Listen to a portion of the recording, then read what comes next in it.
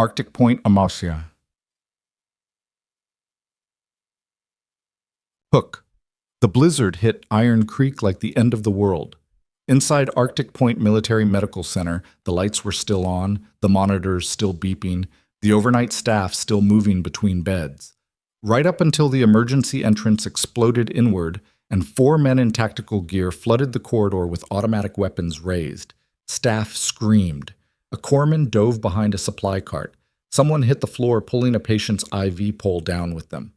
Every person in that hallway was shouting at the same person to run, to hide, to get down. Nurse Emily Carter, 29 years old, 5'6", stood perfectly still in the middle of the corridor and looked directly at the lead gunman. "You picked the wrong hospital," she said. 3 seconds later, the first attacker dropped, and nobody in that hallway had seen her move. If this story already has you hooked, hit subscribe and stay with me until the very end, because this one goes places you won't see coming. Drop a like and tell me in the comments what city you're watching from. I want to see how far this story travels. Done. The night it started, Emily Carter had been on hour 9 of a 12-hour shift and was running on bad coffee and a granola bar she'd eaten standing over a medication cart at 2 a.m. Iron Creek, Alaska was not a glamorous posting. The town itself had maybe 6,000 permanent residents, a cannery that had seen better decades, 2 bars, and a road that became genuinely impassable for about 11 weeks out of every year.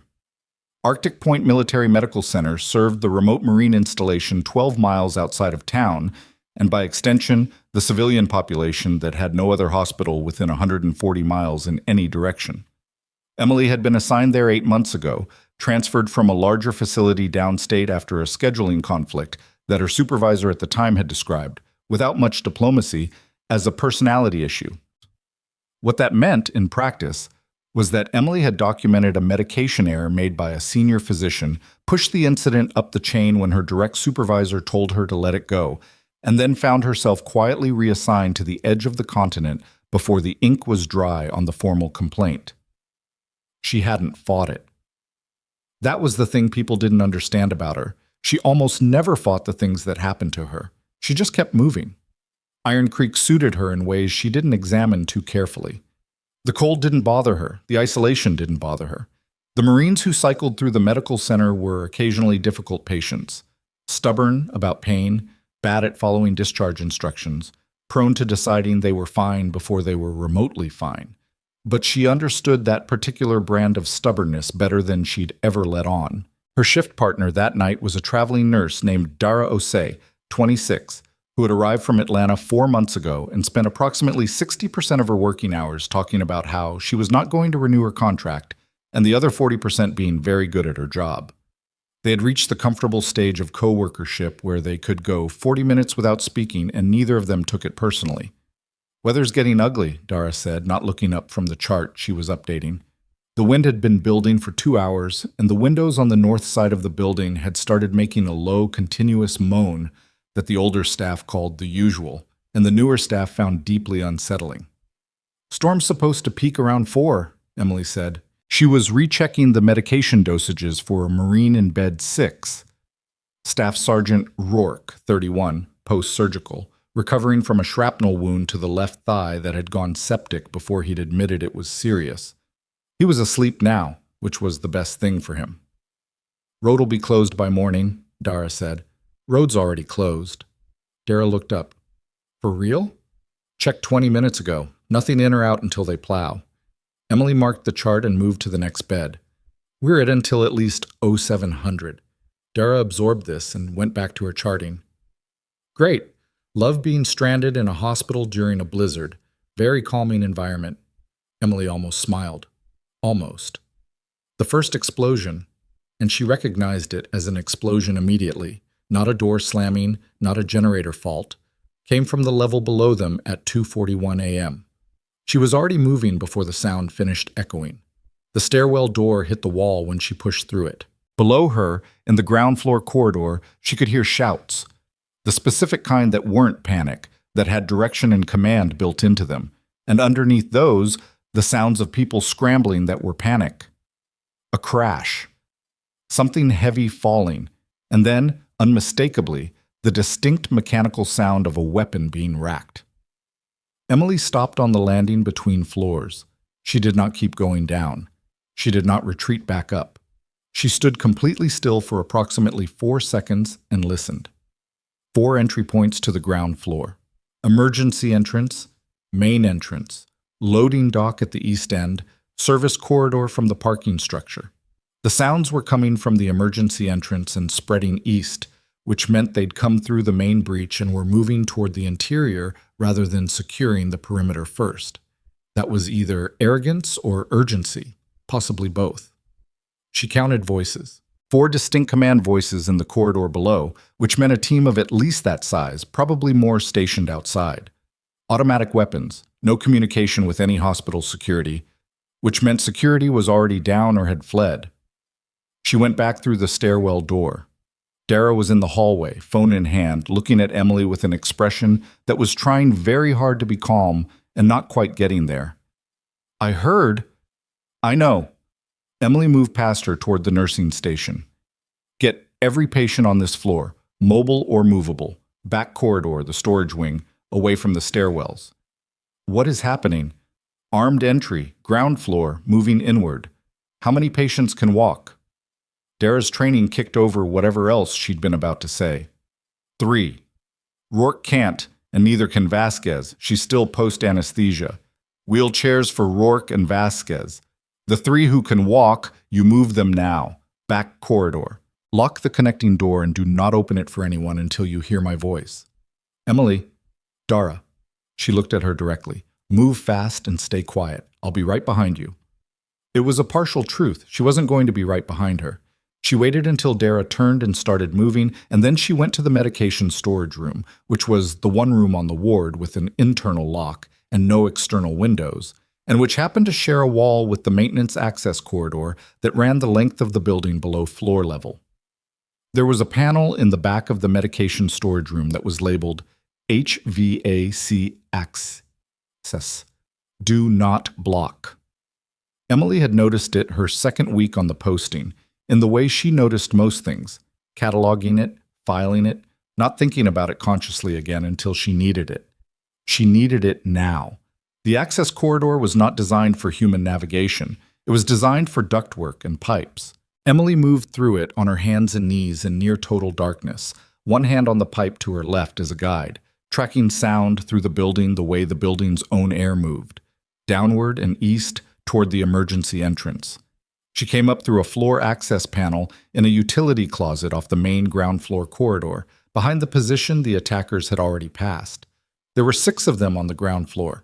She confirmed this in the first 30 seconds of observation through a 2-inch gap in the closet door. 6, not 4. 4 had moved toward the interior, and 2 were stationed at the emergency entrance, which they'd secured behind them.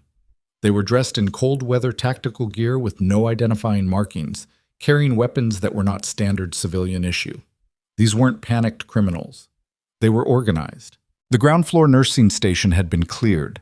The 2 staff members who'd been on duty were zip-tied to the waiting area chairs, scared but visibly unharmed. The attackers were moving with purpose towards something, not just creating chaos. Emily watched the 2 at the entrance, watched their pattern, watched where they looked and how often and for how long. She had not done this in 3 years. Her hands were steady. One of the men at the entrance moved to check his radio and turned 45 degrees away from his partner. The partner was watching the interior corridor and not the utility closet. Emily was out of the closet in 2 seconds. The first man didn't finish turning back around. The second man got a syllable out before he didn't either. She zip-tied both of them with the restraints from the emergency station supply cabinet, the same ones they'd used on the nursing staff, and moved to the 2 zip-tied nurses, cutting them loose with a pair of bandage scissors. Back stairwell, she said quietly. Second floor, back corridor, knock twice slowly. Don't run. Walk fast. Keep low. Don't look back. The older nurse, a woman named Pilar, who'd been at Arctic Point for 11 years, grabbed Emily's arm. They took Dr. Marchand. They took him toward radiology. Emily filed that. How many staff unaccounted for? I don't know. Maybe. There were 4 of us down here when they came in. Go. Now. Both of you." They went. The next thing Emily needed was information and a position in that order. She moved through the ground floor using service corridors she'd memorized during the building's mandatory fire safety orientation, the one that most of the rotating staff sat through on their phones, and that Emily had spent actually looking at the floor plans. She found the first of the 4 interior attackers near radiology, which confirmed what Pilar had told her.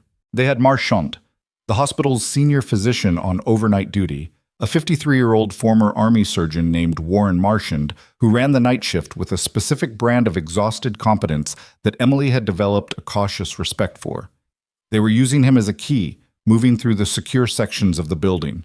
The second man she took down in the radiology corridor. The third, near the pharmaceutical storage. By the time the fourth realized something was wrong, he'd lost communication with 3 of his teammates, and the 2 at the entrance weren't answering. He made a mistake then. He spoke out loud. Not quietly, not over his radio. He actually spoke out loud to the corridor around him, the way people do when they're trying to project calm they don't feel. "Whoever's doing this, you don't know what you walked into." Emily was behind the supply cart 12 feet to his left. "I was thinking the same thing about you," she said. He spun. She was already gone, dropped below the cart line, moving lateral, and when he tracked right, she came from the left, and that was the end of that conversation. Dr. Marchand was in the radiology prep room, hands zip-tied to a chair, a cut above his eyebrow that had bled significantly down his face, but wasn't deep. He stared at Emily when she came through the door. "Carter?" His voice was genuinely baffled. "What? How did you—" "I need you to stay here," she said, cutting his restraints. "Don't turn the lights on. There are 2 more of them, and I haven't found them yet." 2 more. "Emily, there are armed men in the hospital." "I know. I've handled 4 of them."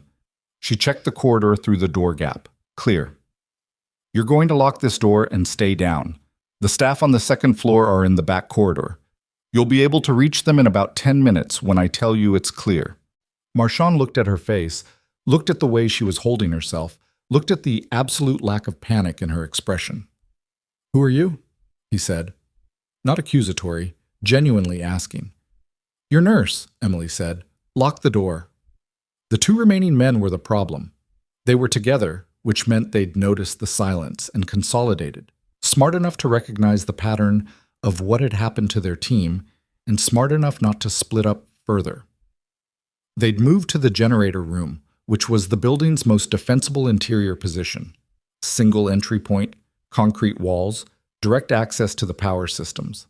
They were going to use the hospital's infrastructure as leverage. Emily stood outside the generator room door and thought about this for a moment. The door was solid steel. She wasn't going through it directly.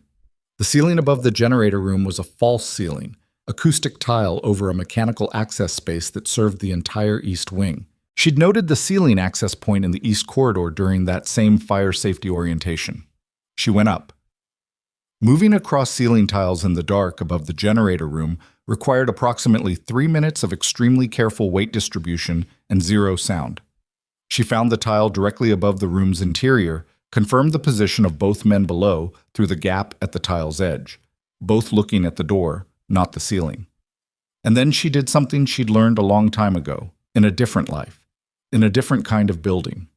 She made a noise, not at the ceiling tile, at the air duct 15 feet to the east. Both men turned toward it.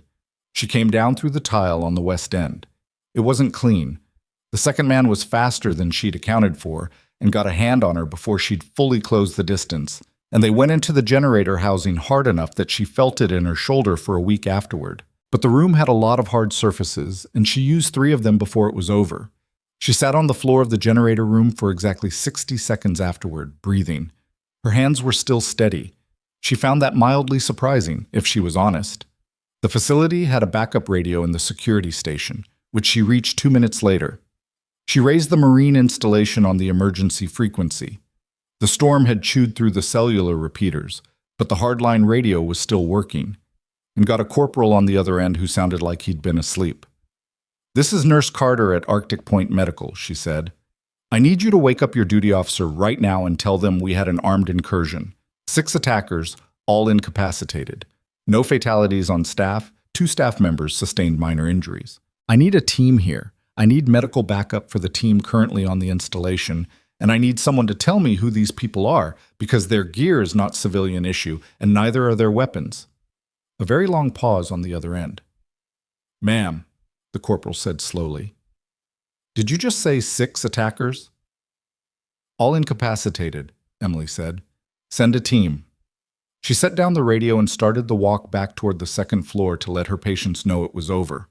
She was halfway up the stairwell when the south entrance, the one she hadn't covered because she'd been operating on the assumption that the storm had sealed it, came open. 3 more men came through it. She stopped on the landing. 9 then, not 6. 9, and the last 3 had waited out her clearance of the first group before making entry. One of them looked up the stairwell and saw her. That's her, he said. And the way he said it, the specific weight on those 2 words, the way it landed like a confirmation rather than a discovery, told Emily something she hadn't known 30 seconds ago. They hadn't come for the hospital. They'd come for her. The landing door to the second floor was 20 feet above her. The ground floor was blocked below. The stairwell was a kill box. 4 concrete walls, 1 exit up, 1 exit down, and 3 armed men starting up the stairs. Emily looked at the fire suppression pipe that ran along the stairwell's east wall, looked at the junction box 6 feet up the wall to her left, looked at the door to the second floor mechanical space that the hospital's maintenance chief had propped open 3 weeks ago because the latch was broken and hadn't been fixed yet. She looked at all of this in about 2 seconds. Then she moved. The fire suppression pipe took her weight, barely, and only for the 3 seconds she needed to reach the junction box, which she used as a step to the broken mechanical space door, which swung open inward, and she was through it before the first of the 3 men reached the landing below. The mechanical space for the second floor ran above the patient rooms. Emily moved through it at a crouch, fast, tracking the sound of the men below her through the floor structure. They were coordinating. She could hear the cadence of it, the call and response of a search pattern. They knew how to clear a building. That was a problem. They also knew, or thought they knew, who they were looking for. That was a different kind of problem, and a larger one, and it sat in Emily's chest with a specific weight that she recognized from a long time ago, the weight of something you've been waiting for, that you hoped wouldn't come, that has come anyway.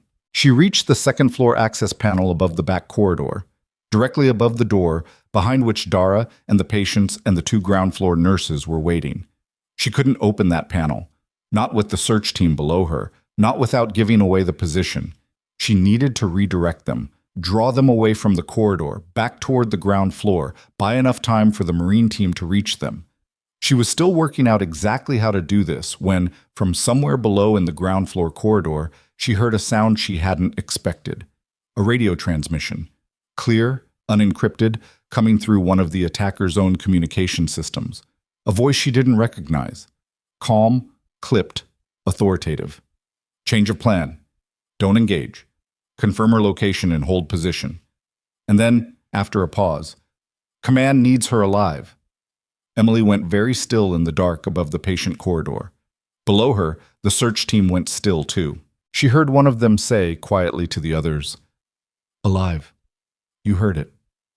"Yeah," said another, sigh. "Somebody upstairs just made her a lot more valuable than a body." "Means they're scared of what she knows," said the third. A long silence in the mechanical space above the second floor of Arctic Point Military Medical Center, while the storm screamed against the building's outer walls and the lights flickered twice and the temperature in the unheated crawlspace dropped another 2 degrees.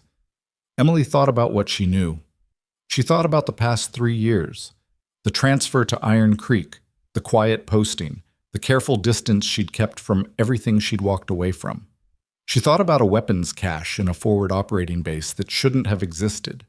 She thought about a report she'd filed that had disappeared into an administrative review that had never produced results. She thought about the fact that she'd told herself for 3 years that the disappearance of that report was probably just bureaucratic failure. She was no longer telling herself that. Below her in the corridor, one of the men's radios clicked again. "Extraction team is 12 minutes out," the voice said. "Hold her. We cannot let her reach the Marines." Emily Carter lay flat in the crawl space above the second floor of her hospital, listening to the storm and the men below. and felt something she hadn't felt in 3 years. Not fear, exactly. Something colder than fear and more useful. She reached into the pocket of her scrubs and found, by touch, the broken tile bolt she'd pocketed when she came down from the generator room ceiling. She turned it over in her fingers. 12 minutes. She had 12 minutes before an extraction team arrived. 3 armed men between her and her patients. A Marine response team that might or might not reach them in time. And evidence somewhere in this building. On the gear of the men she'd taken down. In their communications equipment. In the weapons they were carrying. That connected to something much larger than an attack on a remote Alaskan hospital. She was not going to spend those 12 minutes hiding in a ceiling. She started moving. The crawl space above the second floor was exactly 31 inches of clearance between the ceiling joists and the subfloor above.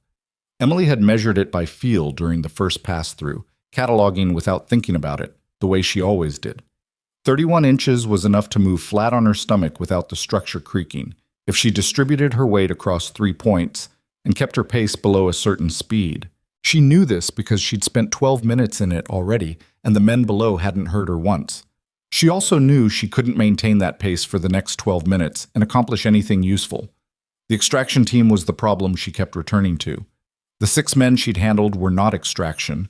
They'd been the breach team, the ones meant to cause enough chaos that whatever came next had clear space to operate. 3 of them had been held back specifically for her, which meant whoever was running this operation had anticipated that the first 6 might not be enough. That level of planning didn't happen overnight. Someone had spent time on this. Someone had resources.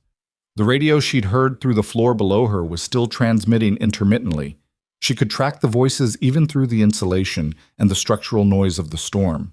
The 3 men were moving, slowly, doing a systematic sweep of the ground floor's secondary rooms while keeping a loose perimeter on the stairwell. They weren't rushing. They were waiting for the extraction team and keeping the exits covered. Emily moved toward the east end of the crawl space. The east end terminated above the hospital's trauma bay, which was sealed and unused during the overnight shift except for the supply staging area along its south wall. More importantly, the trauma bay had a direct external access point, the ambulance bay, which connected to the parking structure, which was how the final 3 had come in through the south entrance. She found the access panel above the trauma bay and tested its edge with 2 fingers. It gave slightly. No latch on this one, just resting weight. She eased it up 1/2 inch and looked through. The trauma bay was dark and empty. No one had thought to post someone here because no one had thought this position mattered. She dropped down, caught herself on the gurney rail below, came down the rest of the way without sound. Straightened up.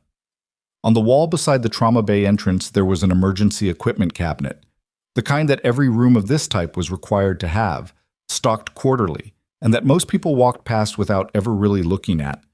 Emily opened it and took stock of what was there in about 4 seconds. Defibrillator, O2 unit, trauma bandages, an emergency airway kit, and, because this particular cabinet had been stocked for a facility serving an active military installation, a tourniquet and 2 chest seals still in packaging.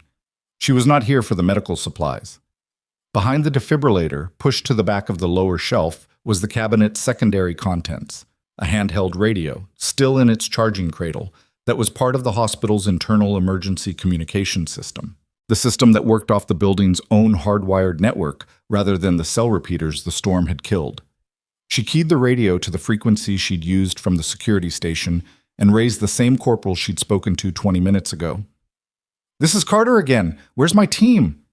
The corporal's voice was different now, not half asleep, sharply awake. "Ma'am, duty officer is Lieutenant Colonel Bryce. She's been briefed. We have a response team en route. ETA 14 minutes, storm's slowing them. There's a secondary team inbound on the attacker's side," Emily said. "Extraction team. Their radio said 12 minutes. That was 6 minutes ago. Your team needs to move faster." "We're moving as fast as the road allows. Go around the road." A pause. "Ma'am, there's a blizzard." "I know there's a blizzard, Corporal. Go around the road. Over." She clipped the radio to her scrub pocket. It was small enough, and moved back toward the trauma bay door. She needed those communications devices. The ones on the men she'd already taken down. The first 4 she'd handled were still in the position she'd left them, zip-tied, conscious or approaching consciousness, none of them going anywhere. She'd left their gear on them because she hadn't had time for anything else. Now she had 6 minutes and a different priority. She moved through the ground floor carefully. The 3 active searchers were working the east corridor. She could track their sweep from the radio updates they were exchanging with each other, short and clipped. The language of people who'd done this kind of thing in buildings before. She went west, to the corridor near the pharmaceutical storage where the 3rd man she'd handled was secured to a pipe bracket. He was awake. He watched her come toward him with an expression that was trying to look like it wasn't afraid. "You're Carter," he said. She crouched beside him and started going through the outer pockets of his tactical vest. "You know my name. Everybody knows your name." That's an overstatement. She found his radio, pocketed it. Found a phone. Locked, biometric, useless to her. Found something more useful in the inner chest pocket. A folded document, printed, with a building schematic on one side and what looked like an itinerary on the other. She unfolded it under the beam of the small flashlight she'd taken from the emergency cabinet. The building schematic was Arctic Point Medical, her hospital. Room by room, labeled with staff names and shift assignments. Her name was on it. Nursing Station 2N, night shift, circled in red pen. She looked at the itinerary side. Times, locations, alphanumeric designations she didn't immediately recognize. The last line read, "Package secured, extraction 0320. It was currently 0314. She looked at the man zip-tied to the pipe bracket. "Who's running this?" "You're not going to get anything out of me." "I don't need anything from you," Emily said. "I've got your documentation." She stood, folded the paper, put it in her pocket. "The Marine team is 6 minutes out. You should probably think about what your cooperation is worth before they get here." She left him and moved back toward the stairwell. The plan, if she'd had time to call it a plan, was straightforward enough. The 3 active searchers needed to be redirected away from the stairwell and away from the 2nd floor before the extraction team arrived. If the extraction team came in through the south entrance and found their breach team neutralized, they'd regroup. If they came in and found the hospital still actively defended, they'd either press or pull back depending on what their orders actually were. The radio transmission had said, "Command needs her alive." That was a constraint on the extraction team, not just the breach team, which meant they weren't going to come in shooting. They were going to come in trying to take her out of this building in a state that allowed her to be interrogated. That was, from a tactical standpoint, both better and worse than the alternative. She was on the ground floor west corridor when the radio in her pocket, the one she'd taken from the pharmaceutical storage, lit up with an incoming transmission. A different voice this time, not the calm, clipped one from before. Older, and something in it that wasn't quite controlled. "Breach team, report status." Silence. "Breach team." A harder edge. "Report." More silence. Then, from somewhere in the east corridor, one of the 3 active searchers. "Extraction, be advised. Breach team is down. All 6. We have a situation." A very long pause. "All 6?" the older voice repeated. It wasn't a question. It was the sound of someone doing a rapid reassessment. "Affirmative. She's still in the building. We have eyes on the stairwell. She can't reach the 2nd floor." Emily, standing 20 feet from the stairwell she had no intention of using, felt a very small and deeply unpleasant sense of respect for whoever had designed this operation. They'd thought about the 2nd floor. They'd thought about the patients. They'd used that as a choke point. They hadn't thought about the crawl space. She went back to the stairwell door, not through it, to the supply alcove beside it, and waited. The east corridor sweep was going to bring the searchers back toward this position in the next 2 to 3 minutes. She needed one of them close enough to separate from the others. While she waited, she kept turning the schematic over in her head. The room labels, the staff assignments. This had been prepared recently. It had her current assignment on it, Night Shift 2N, which meant someone had accessed the hospital's scheduling system within the past week. You didn't get that from a general records search. You got that from someone with specific access to the facility's internal systems, or from someone embedded within the institution's administrative structure. That thought sat in her chest and did not improve with examination. The sound of boots on linoleum, east corridor approaching. She counted the footfall rhythm. One person, moving ahead of the others. She waited. The door to the supply alcove was partially open. She was behind it, which meant anyone coming from the east would see the alcove, might see the door, and might decide it was worth checking. That was what she was counting on. The footsteps slowed near the alcove.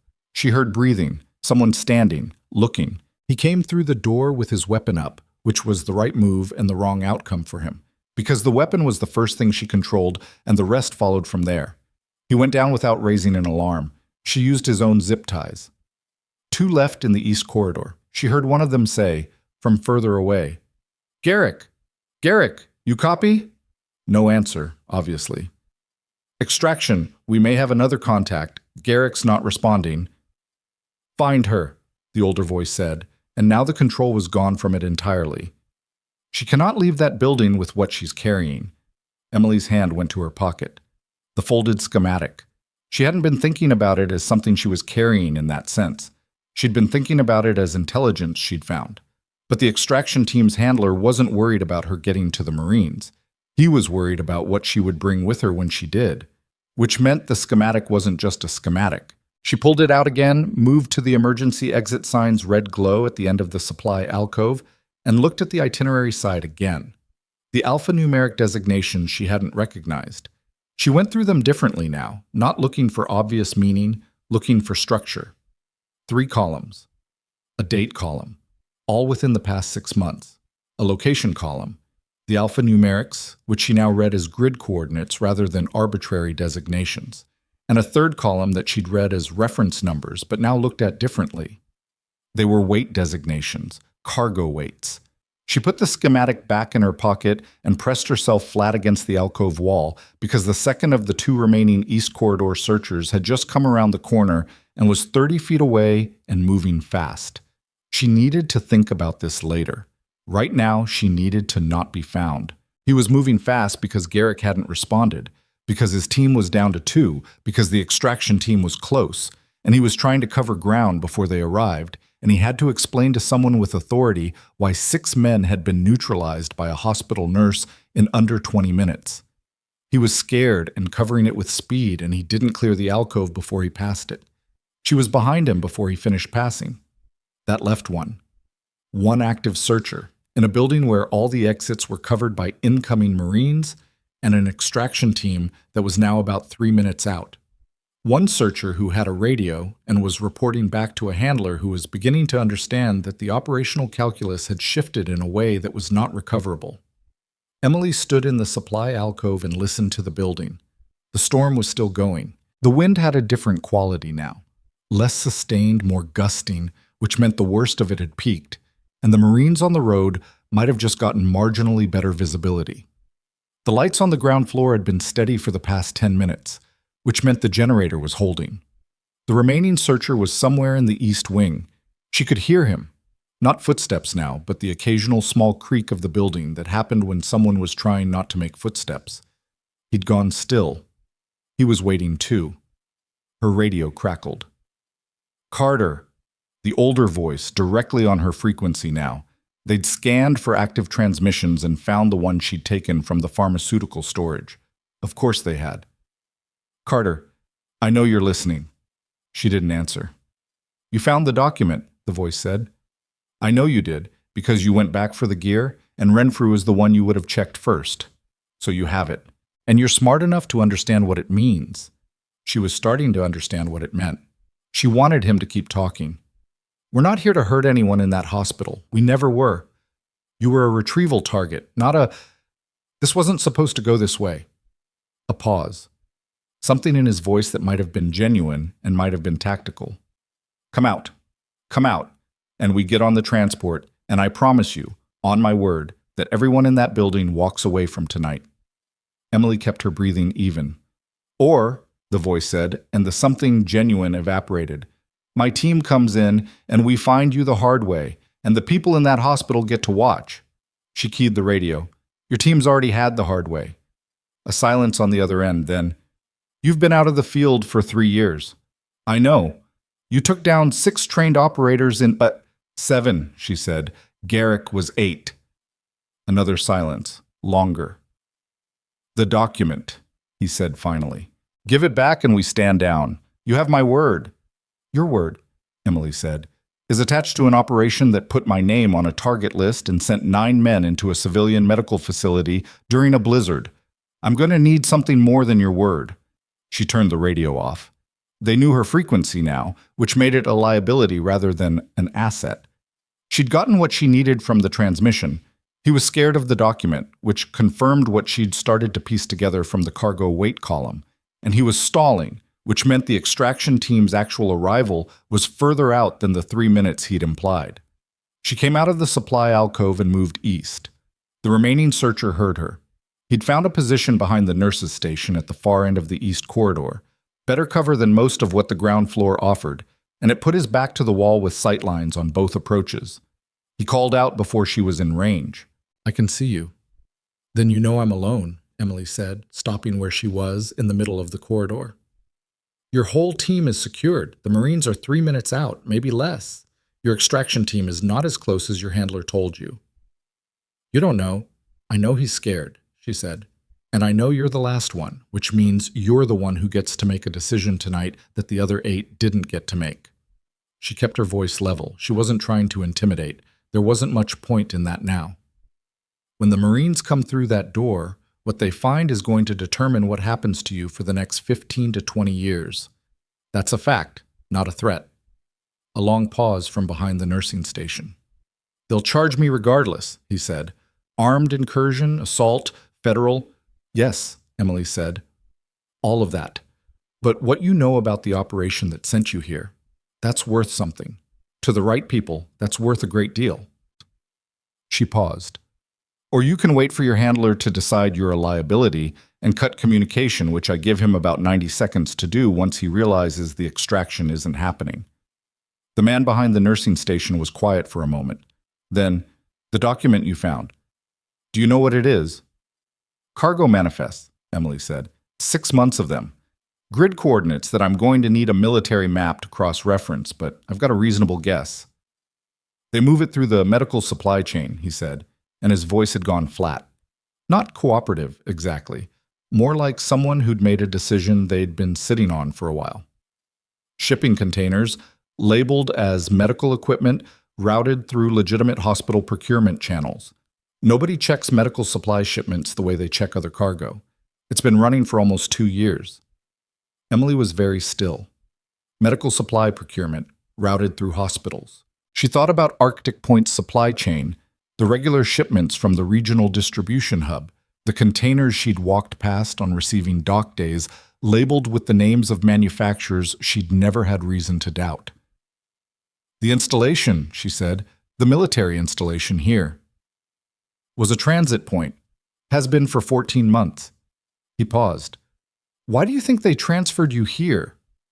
She had thought, for 3 years, that the transfer to Iron Creek was punishment, bureaucratic exile, the consequence of filing a complaint that inconvenienced people with more authority than her. She stood in the east corridor of Arctic Point Military Medical Center at 03:18 in the morning, in the middle of a blizzard, and recalibrated the past 3 years of her life in about 15 seconds. "They put me here to watch," she said. "To watch and to contain," he said. "You saw something in the field, in the report you filed, the one that disappeared. Someone decided it was easier to have you in a remote posting where your access was limited and your credibility was manageable." He paused. "Tonight was about the manifest. They found out you'd searched the supply manifests. Someone in hospital administration flagged a records access. They thought you'd already found it." "I hadn't," Emily said. "I was checking a medication discrepancy in the quarterly order. I wasn't looking for anything." "They didn't know that." She heard it then. Through the building's walls, through the storm, the distant but unmistakable sound of vehicle engines. More than one. From the north, which was the main installation road. The Marines. The man behind the nursing station heard it too. She heard him exhale, a long, ragged breath that had a lot of different things in it. "I'm going to stand up," he said. "I'm going to keep my hands visible." "Okay," Emily said. He stood up from behind the nursing station with his hands at shoulder height, weapon left on the floor behind the counter. He was younger than she'd expected. Mid-20s, maybe, with the kind of face that hadn't finished deciding what it was going to look like. He was scared in a way that the others hadn't been or hadn't shown. For what it's worth, he said, I didn't know about the hospital. I thought it was a facility extraction. Get one person out. I didn't know there'd be patients. Emily looked at him. She didn't know whether she believed him, and she didn't have enough to go on to decide. That's between you and whatever investigation follows this, she said. Right now you're going to stay exactly where you are with your hands where I can see them until the Marines come through that door. He nodded. Stayed where he was. The engines outside grew louder. Headlights hit the north-facing windows and threw long shadows across the ground floor corridor. Emily pulled the schematic from her pocket one more time and looked at the final line of the itinerary. Package secured. Extraction. 0320. It was 0319. She thought about what package meant, in the context of someone who had filed a complaint that disappeared, who had been transferred to a remote posting, who had spent 3 years assuming it was bureaucratic consequence and not strategic placement. She thought about the cargo manifests and the grid coordinates and the military installation 12 miles from a hospital that received regular, unexamined supply shipments.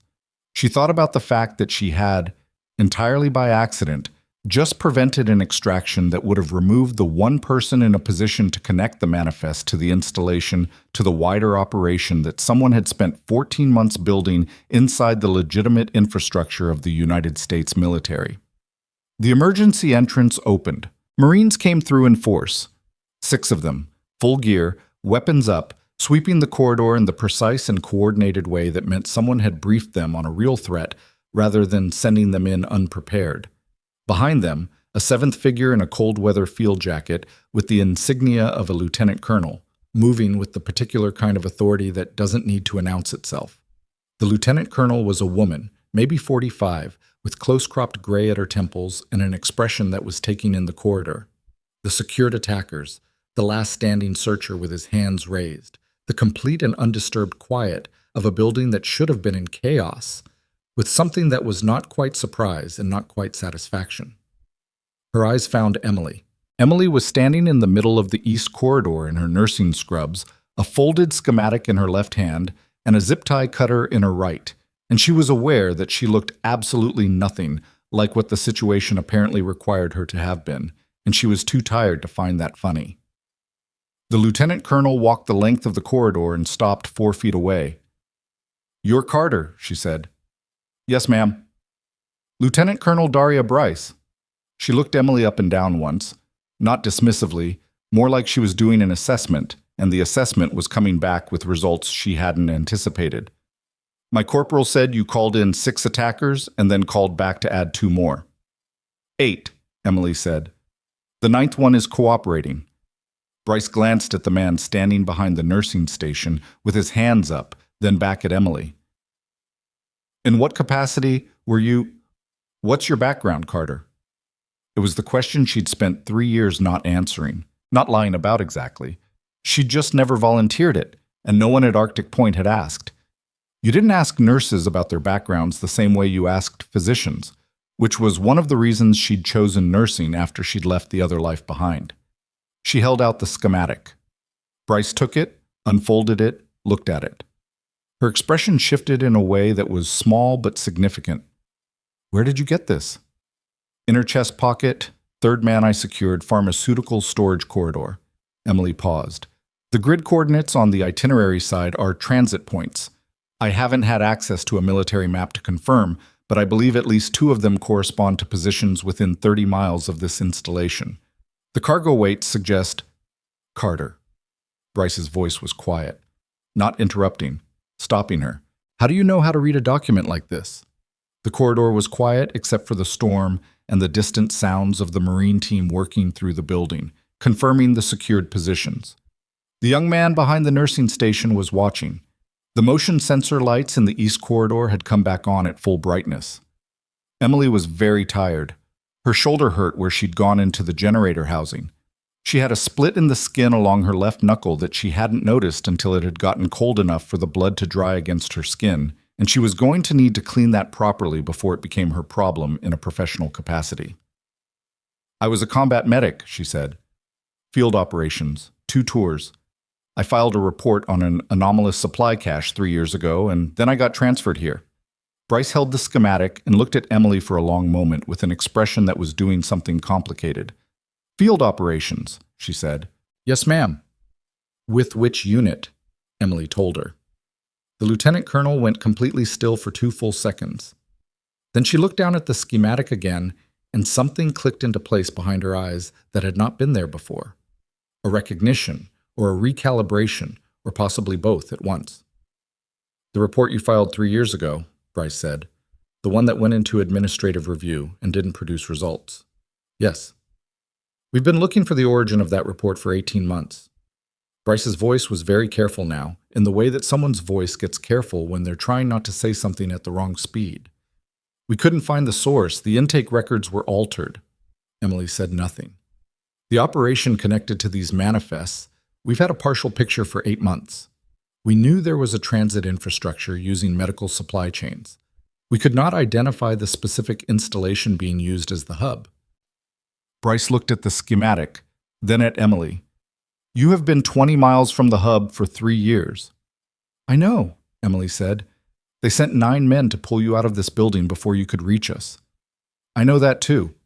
Bryce folded the schematic carefully and held it. Around them, the building was coming back to life. She could hear Dara's voice from the 2nd floor, the sound of the back corridor door opening, staff beginning to move. Somewhere down the hall, Dr. Marchand was probably still in the radiology prep room, waiting for Emily's all clear. She should go check on her patients. She was about to say so when Bryce's radio, her own, not the confiscated one, clicked with an incoming transmission. The voice on the other end was not a corporal. It had the particular timbre of someone several ranks above the people currently in this corridor, and the words came out measured and deliberate, the way words get when the person saying them knows they're being recorded. Bryce, what's your status? Building is secure, sir. 9 attackers, all in custody, no staff fatalities. We have... She paused, half a second. We have significant intelligence recovered from the scene, and we have the individual who secured the building. A pause on the other end. The nurse, the voice said. Yes, sir. Another pause. Longer. I'm going to need a full brief in the morning. Whatever she has, whatever she's told you, nobody talks to anybody outside this loop until I've seen it. Understood, sir. And Bryce, the voice dropped half a register. Who the hell is she? Bryce was looking at Emily when she answered. That, she said, is currently the most important question in this building. Emily held Bryce's gaze and said nothing, and the storm pressed against the windows. And somewhere in the east corridor, one of the secured men shifted against his restraints and made a sound that was mostly just exhaustion, and the lights held steady. Her radio, the ground floor security station one, still clipped to her pocket, buzzed once. She looked down at it reflexively. The screen showed an incoming transmission on a frequency she hadn't programmed and hadn't accessed. The frequency belonged to the extraction team's handler, the one she'd spoken to. The calm, older voice. She looked at it for 1 second. The transmission wasn't audio, it was a data packet, short, compressed, the kind that a tactical field radio could send as a text string. She opened it. 4 words. You don't have everything. Emily read it twice. Her thumb hovered over the response key. The Marines were in the building. Bryce had the schematic. The 9 men were in custody. The 2nd floor was secure. You don't have everything. She looked at the string again, looked at the transmission metadata, the signal origin encoded in the packet header the way all radio transmissions encoded it, the location data that the sender had not thought to strip before sending because they'd sent it as a tactical data burst, not a voice call, and stripping metadata from a tactical burst required a step that people forgot when they were rattled. The origin point was not outside the building. It was inside it. Emily looked up from the radio and looked at the corridor around her, at the Marines moving through it, at Bryce, at the young searcher still standing behind the nursing station. And she thought about administrative access, about a scheduling system that had been accessed from inside the institution, about a cargo network that had run for 14 months through a facility's own supply chain. Someone in this hospital had been helping them, and they were still here. Someone in this hospital had been helping them, and they were still here. Emily did not say this out loud. That was the first decision, and it mattered more than it might have seemed because Bryce was 3 feet away and had just established radio contact with someone several ranks above her. And if there was a compromised source inside this building, then the information loop had to be contained before it was widened. Emily didn't know who Bryce reported to. She didn't know how deep this ran. She knew that the manifest had been used as an operational document, that the hospital's scheduling system had been accessed from inside, and that someone had just sent her a 4-word message from a position inside Arctic Point Medical Center. She clipped the radio back to her pocket, with the screen facing inward, and looked at Bryce. "I need to check on my patients," she said. "Second floor." Bryce nodded. "I'll have someone come with you." "I'm fine alone." "Carter, Lieutenant Colonel." Emily kept her voice level. "My patients have been in a locked corridor for 40 minutes during an armed incursion. One of them is post-surgical, and one is post-anesthesia. I need to assess them. I'll be faster without an escort." Bryce read something in her face. Not all of it, but enough. She held Emily's gaze for 2 seconds. 10 minutes, she said. "Then I need you back down here." Emily was already moving. She took the main stairwell this time, openly, because the building was secured and there was no longer any tactical reason to use the crawl space. She moved fast. The second-floor door opened into the back corridor, and she knocked twice slowly, the way she'd told Dara, and heard the lock turn from the inside. Dara opened the door and looked at Emily with the specific expression of someone who has been holding themselves together through force of will and is now, in the presence of another person, allowing themselves to feel how hard that was. "You're okay," Dara said. It came out like a statement she was testing. "I'm okay," Emily said. "All clear downstairs. Marines are in the building." She moved past her to the patients. Rourke first. Surgical site intact, no sign of stress-related bleeding through the wound, BP elevated but within acceptable range for the circumstances.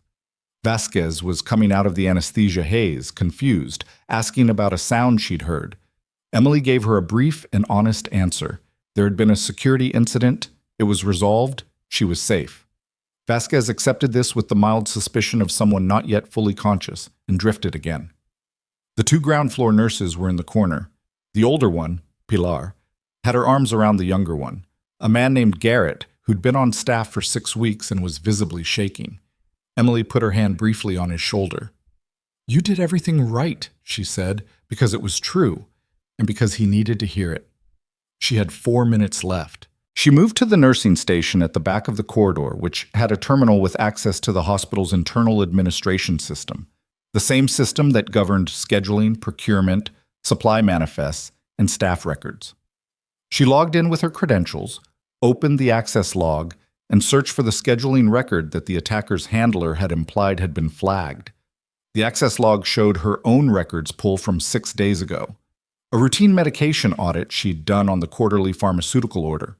It also showed, 14 minutes after her access, a secondary query on the same records. That query had been run from a terminal in the hospital's administrative office suite on the ground floor.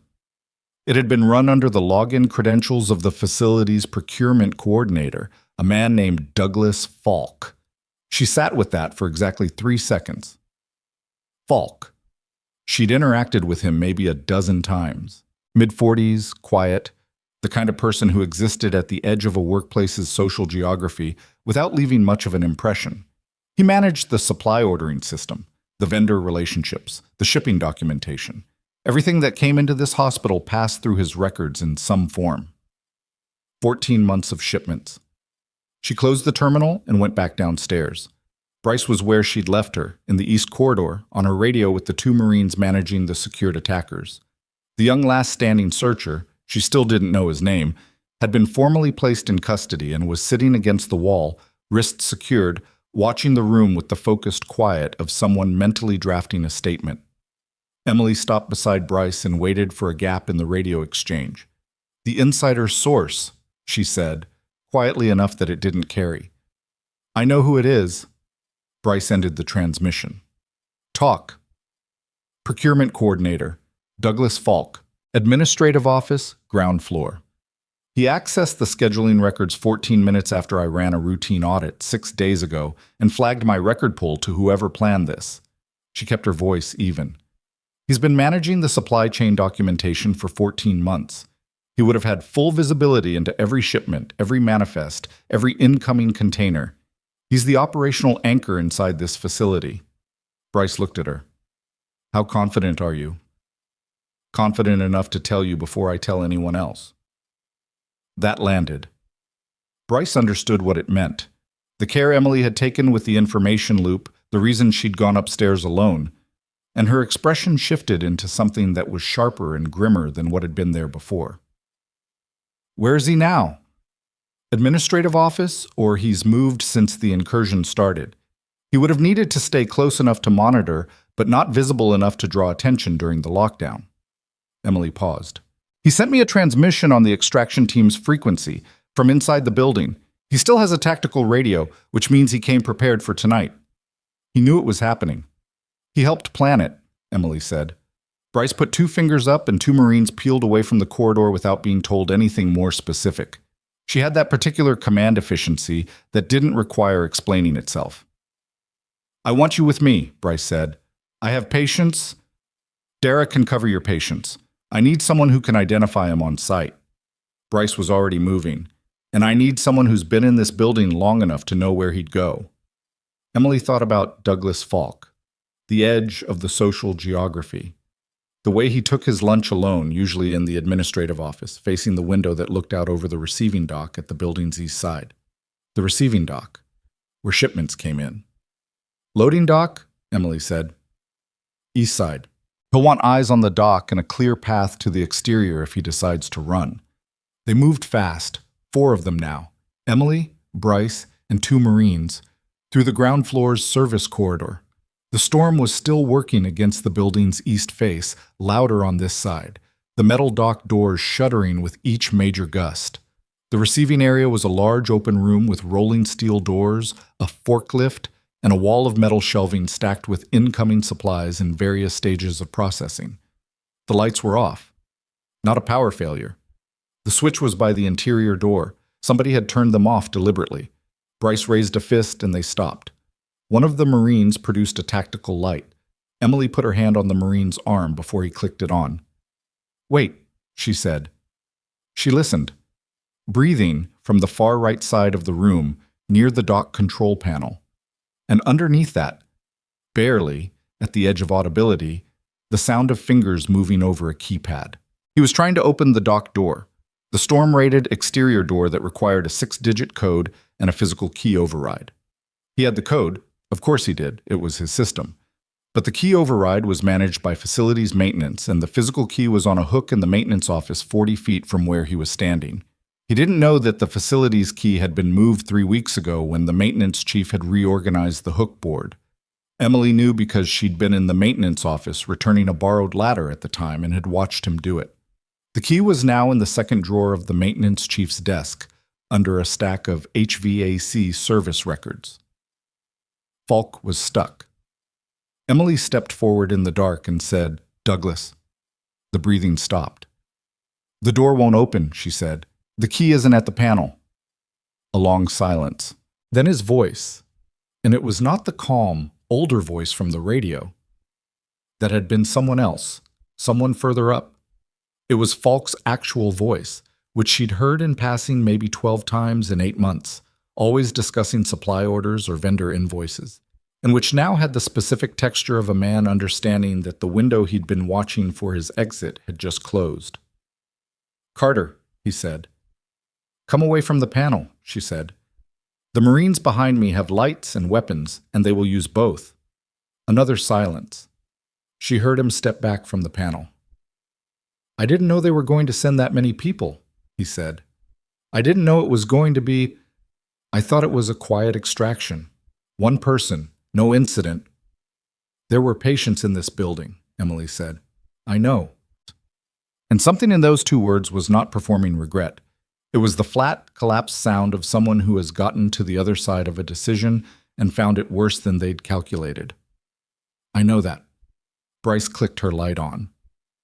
Falk was standing 6 feet from the dock control panel, hands at his sides, a tactical radio on his belt that he hadn't reached for. He was wearing his standard administrative coordinator's badge on a lanyard. Still, like he'd forgotten to take it off when he'd decided to become something else tonight. He looked at Emily with an expression that was hard to categorize. Not defiant, not broken, quite. Something in between that had given up on performing either. "The manifests," he said. "You found them. On one of the breach team." He absorbed this. "Then it's done," he said, and his voice went quieter. "It was done when you started moving through that building. I told them that. I told them Carter would—" He stopped. "Told who?" Bryce said. Falk looked at the lieutenant colonel. Something moved across his face. "How high up does your clearance go?" "High enough," Bryce said. "No," Falk said, and his voice was careful now, in a way that was different from the earlier resignation.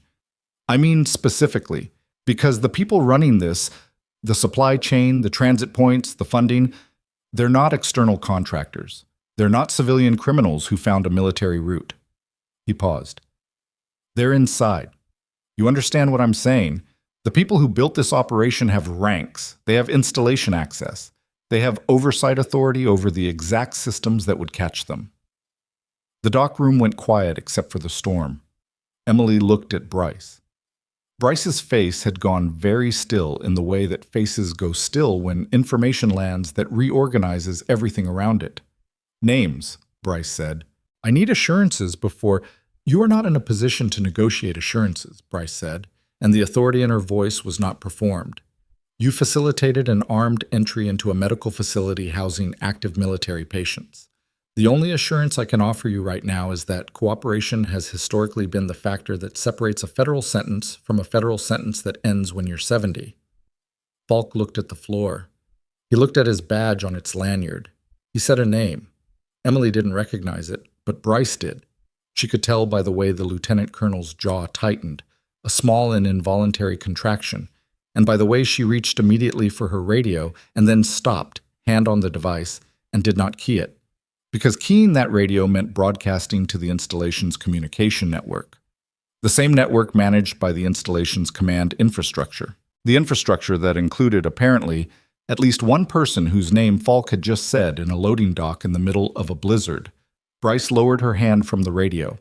She looked at Emily, and Emily understood, in the specific and exhausting way she'd been understanding things tonight, one layer at a time, that they were standing in a secured room with a cooperating witness, an intelligence that implicated someone with the rank and access to make it disappear a second time, and the lieutenant colonel who'd arrived to rescue the situation was now holding a radio she couldn't safely use.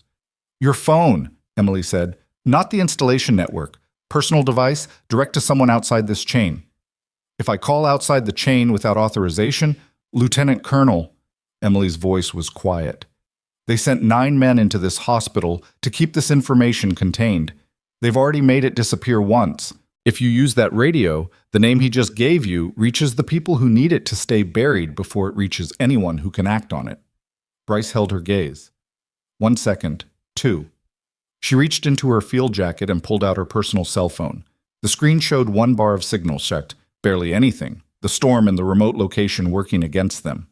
She looked at the bar, then at Emily, and Emily saw the exact moment she decided. Bryce dialed. It rang 4 times before it connected, and the voice on the other end was rough with sleep and immediate alertness, the combination that meant someone accustomed to calls in the middle of the night who never fully stopped being on duty. Bryce said 7 words. "Sir, I need a secure line, right now." She moved toward the far corner of the dock room for the call, and Emily stood in the dark with the 2 Marines and Douglas Falk in his lanyard badge, and the storm pressed against the dock doors, and the single bar of signal held. Then Bryce stopped walking. She stopped because her phone had buzzed. Not the call she was on, something else coming in simultaneously. She looked at the screen, her face changed. She turned back toward Emily, and the change in her expression was enough that one of the Marines shifted his stance without being told to. "There's a second team," Bryce said. "Not the extraction team, a cleanup unit. 3 vehicles came in from the west approach while we were focused on the north road." She looked at the Marines. "They're 2 minutes from the building." Emily looked at the dock doors. Sealed, storm-rated, key override missing. She looked at the room, the shelving, the forklift. She looked at Bryce, who was still holding a phone with 1 bar of signal and a call to someone who couldn't act in 2 minutes. They're not coming to extract, Emily said. No, Bryce said. They're not. They're not coming to extract, Emily said. No, Bryce said. They're not. The two words settled into the dock room like something physical. A cleanup unit was a different operational category from an extraction team. Extraction meant take and contain. Cleanup meant eliminate the problem at the source and remove the evidence, the manifests, the witness, the cooperating source, and anyone else in the building who'd seen enough to matter. The distinction was not subtle, and its implications were immediate. Emily looked at Bryce. How many Marines do you have in the building right now? 6 with me, plus the response team on the North Road. They're inside by now, or close. Where are the 9 from the breach team being held? East corridor, near the main entrance. Emily moved before she finished processing the full picture. Because the full picture didn't require processing. It required action. She went to the dock room's interior door and looked into the service corridor. Empty. She turned back. We move Falk to the second floor with the patients. He stays there with 2 Marines. The manifests and the radio. Everything I took off the breach team goes with him, separate from his person, held by one of your people. She looked at Bryce. Your phone call. Did it connect? Connected. I gave them the name. Whether they can act before... Did they confirm receipt? Yes. Then the name is outside this building, Emily said. That's what matters. Everything else is containment. She looked at the Marines. Let's move. They moved Falk fast and without conversation, up through the stairwell to the second floor. He didn't resist and didn't speak. He'd gone into the particular stillness of someone who has fully understood the consequences of their situation and is now conserving energy for whatever comes after. Emily handed the manifest to one of the Marines, a young woman named Specialist Okafor, who took them with the careful hands of someone who'd been told they were important without being told why, and gave her straightforward instructions. Stay with the patients. Lock the corridor door. Do not open it for any reason until you hear Bryce's voice giving a specific phrase. The phrase was arbitrary. North Road is clear. Simple enough to say, specific enough that it couldn't be guessed. Back downstairs in under 3 minutes. Bryce had used the time to reposition her remaining 4 Marines, 2 at the north entrance where the breach team had entered, 2 in the east corridor with the secured attackers. She'd also raised the response team on the installation radio, which was a calculated risk given what Falk had said about the network. But the alternative was defending the building with 4 people and no backup, and that math was worse. Response team is inside, Bryce told her. 8 more, plus the team leader. They're at the north end. That's 12 Marines total. 13 including me. Emily didn't count herself in that number because she didn't have a weapon, which put her in a categorically different position from the people who did. What she had was the building, and she was going to use it. The west approach, she said. 3 vehicles. How are they coming in? Road or overland? Road, the west maintenance track. It's the only passable route on that side. She knew the west maintenance track. It ran along the building's service side and terminated at the utility entrance, a single steel door that accessed the boiler room and electrical systems. The maintenance track was also, conveniently, the narrowest vehicle approach to the building, barely wide enough for 1 vehicle at a time, flanked by the storm drainage channel on the left, and the building's foundation planting on the right. 3 vehicles on that track could not operate simultaneously. They'd have to come in sequence. Funnel point, she said. If we can hold the utility entrance and the west-facing service corridor, they can't bring more than 1 vehicle's team to bear at a time. Bryce looked at her. Not with the skepticism Emily was used to. The look that said, you're a nurse, let the adults handle this. But with the focused attention of someone weighing tactical input on its merits. We'd be splitting our force. We're already split across 3 floors. Consolidating to the west face concentrates response where the threat is coming from. Emily paused. The east corridor breach team is secured and not going anywhere. The north entrance is covered. The second floor is locked down. The threat is the west approach, and right now there's nothing between those vehicles and the utility entrance. Bryce made the call in under 10 seconds, which was one of the things Emily was going to think about later. The specific competence of someone who could assess quickly and decide without performing the assessment. 4 Marines to the west service corridor, 2 staying east, 2 on the north entrance, Bryce and Emily moving to the boiler room that connected directly to the utility entrance. They reached the boiler room at 0334. The utility entrance was a heavy steel door with a push-bar interior release and a keyed exterior lock. Emily had used this entrance twice, once during an early morning shift when the main parking was full, and once to help the maintenance chief carry a replacement pump from the supply van. She knew the door's weight, the way it resisted the push-bar in cold weather when the frame contracted, the fact that the exterior light above it had been out for 6 weeks on a replacement request that facilities kept deferring. No light meant the approach was dark. She moved to the boiler room's single east-facing window, a narrow horizontal slot near the ceiling, designed for ventilation rather than visibility, and climbed on the service step to look through it. The window gave a restricted view of the west maintenance track, enough to see the approach. Headlights. 2 sets, moving slow. The third vehicle was behind them, invisible at this distance, or possibly staged further back. "They're here," she said. Bryce was beside her. She relayed the position to her Marines over radio and then went quiet, and they both watched the headlights come. The vehicles stopped 50 meters out, engines cut, the headlights went dark. That was the first thing that was wrong. A cleanup unit coming in fast and confident didn't stop 50 meters out and cut their lights. That was a probe move, checking for response, seeing if the sudden darkness drew any reaction from the building. They knew the Marines were here. The North Road approach, the vehicles in the parking structure, the lights in the building, any of it could have been observed from a distance and relayed. They were adjusting. Emily stepped down from the service step. "They know we're positioned," she said quietly. "They're not rushing." "They don't need to rush," Bryce said. "They just need the building eventually." "What they need," Emily said, "is the manifest and Falk. That's the mission." She thought about the forward transmission. "You don't have everything." The handler saying that before the cleanup unit had even arrived. Not to threaten, she realized now, but to stall. To keep her attention on what she'd found while the second piece of the operation moved into position. They were never going to come in through the west at full force. That's the visible play. They wanted us watching the west. She looked at the boiler room's ceiling, at the utility conduit runs that crossed it, east to west, and the access ladder bolted to the north wall that led up to the mechanical chase running above the building's service level. The same mechanical chase system she'd used earlier tonight. And the north entrance, the one with 2 Marines on it, the one nobody was watching closely because the visible threat was the west approach. She grabbed Bryce's arm. "North entrance, pull one team from the west corridor to the north, now. They're splitting our attention." Bryce didn't argue. She keyed her radio.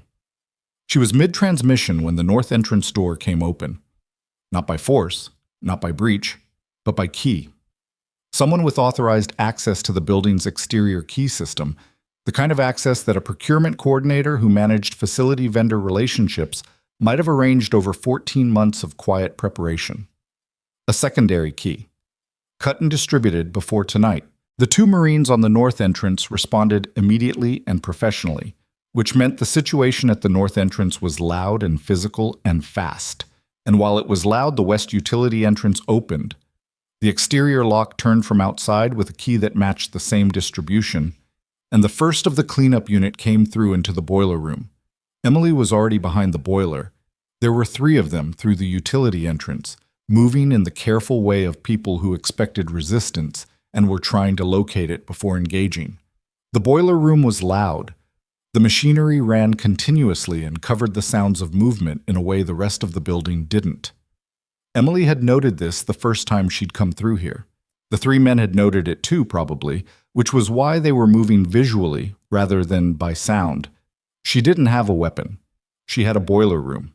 The boiler room contained 3 natural gas-fired boiler units, each the size of a small car, connected by insulated pipe runs to the building's heating system.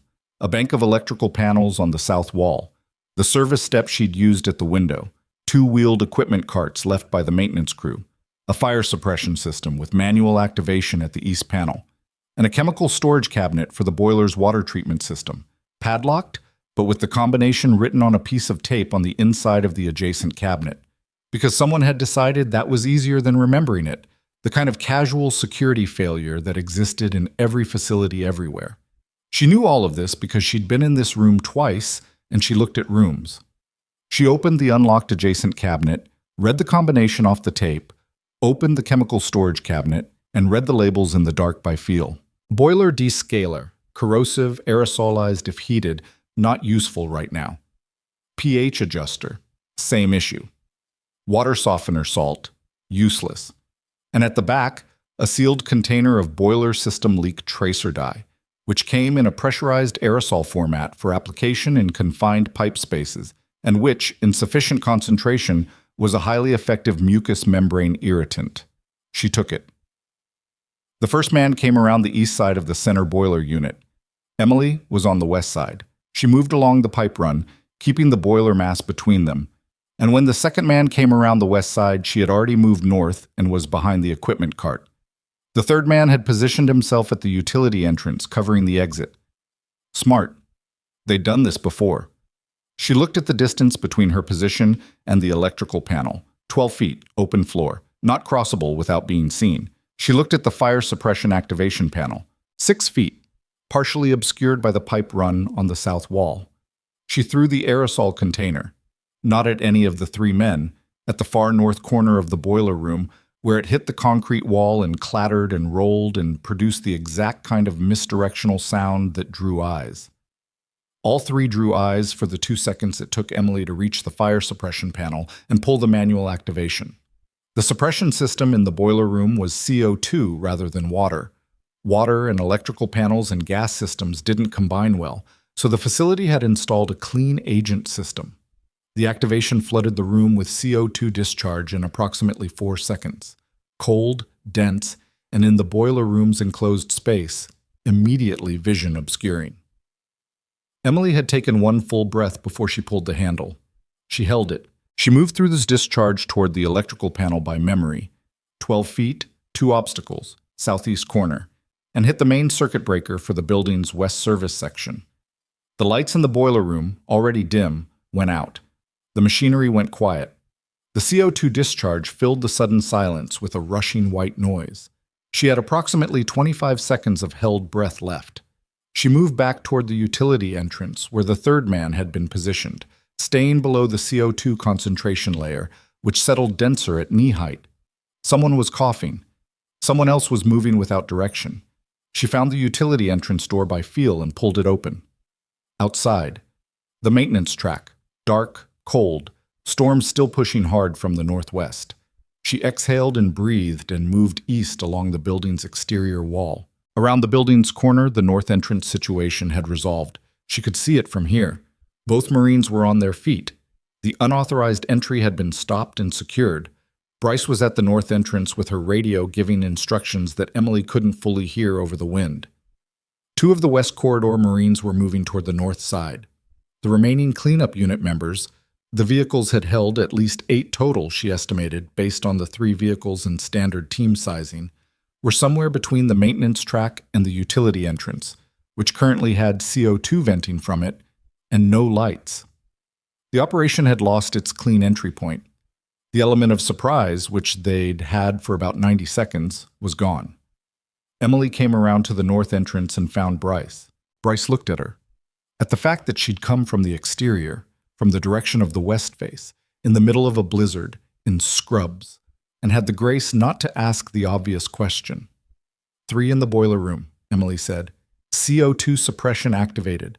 Lights out on the west service circuit. They'll be out of the room in under a minute, but they'll be disoriented. We have 2 more from the north key entry, Bryce said. Secured. The vehicles on the maintenance track, they'll pull back when the entry teams don't report success. They need the building to be accessible. Then we make sure it's not.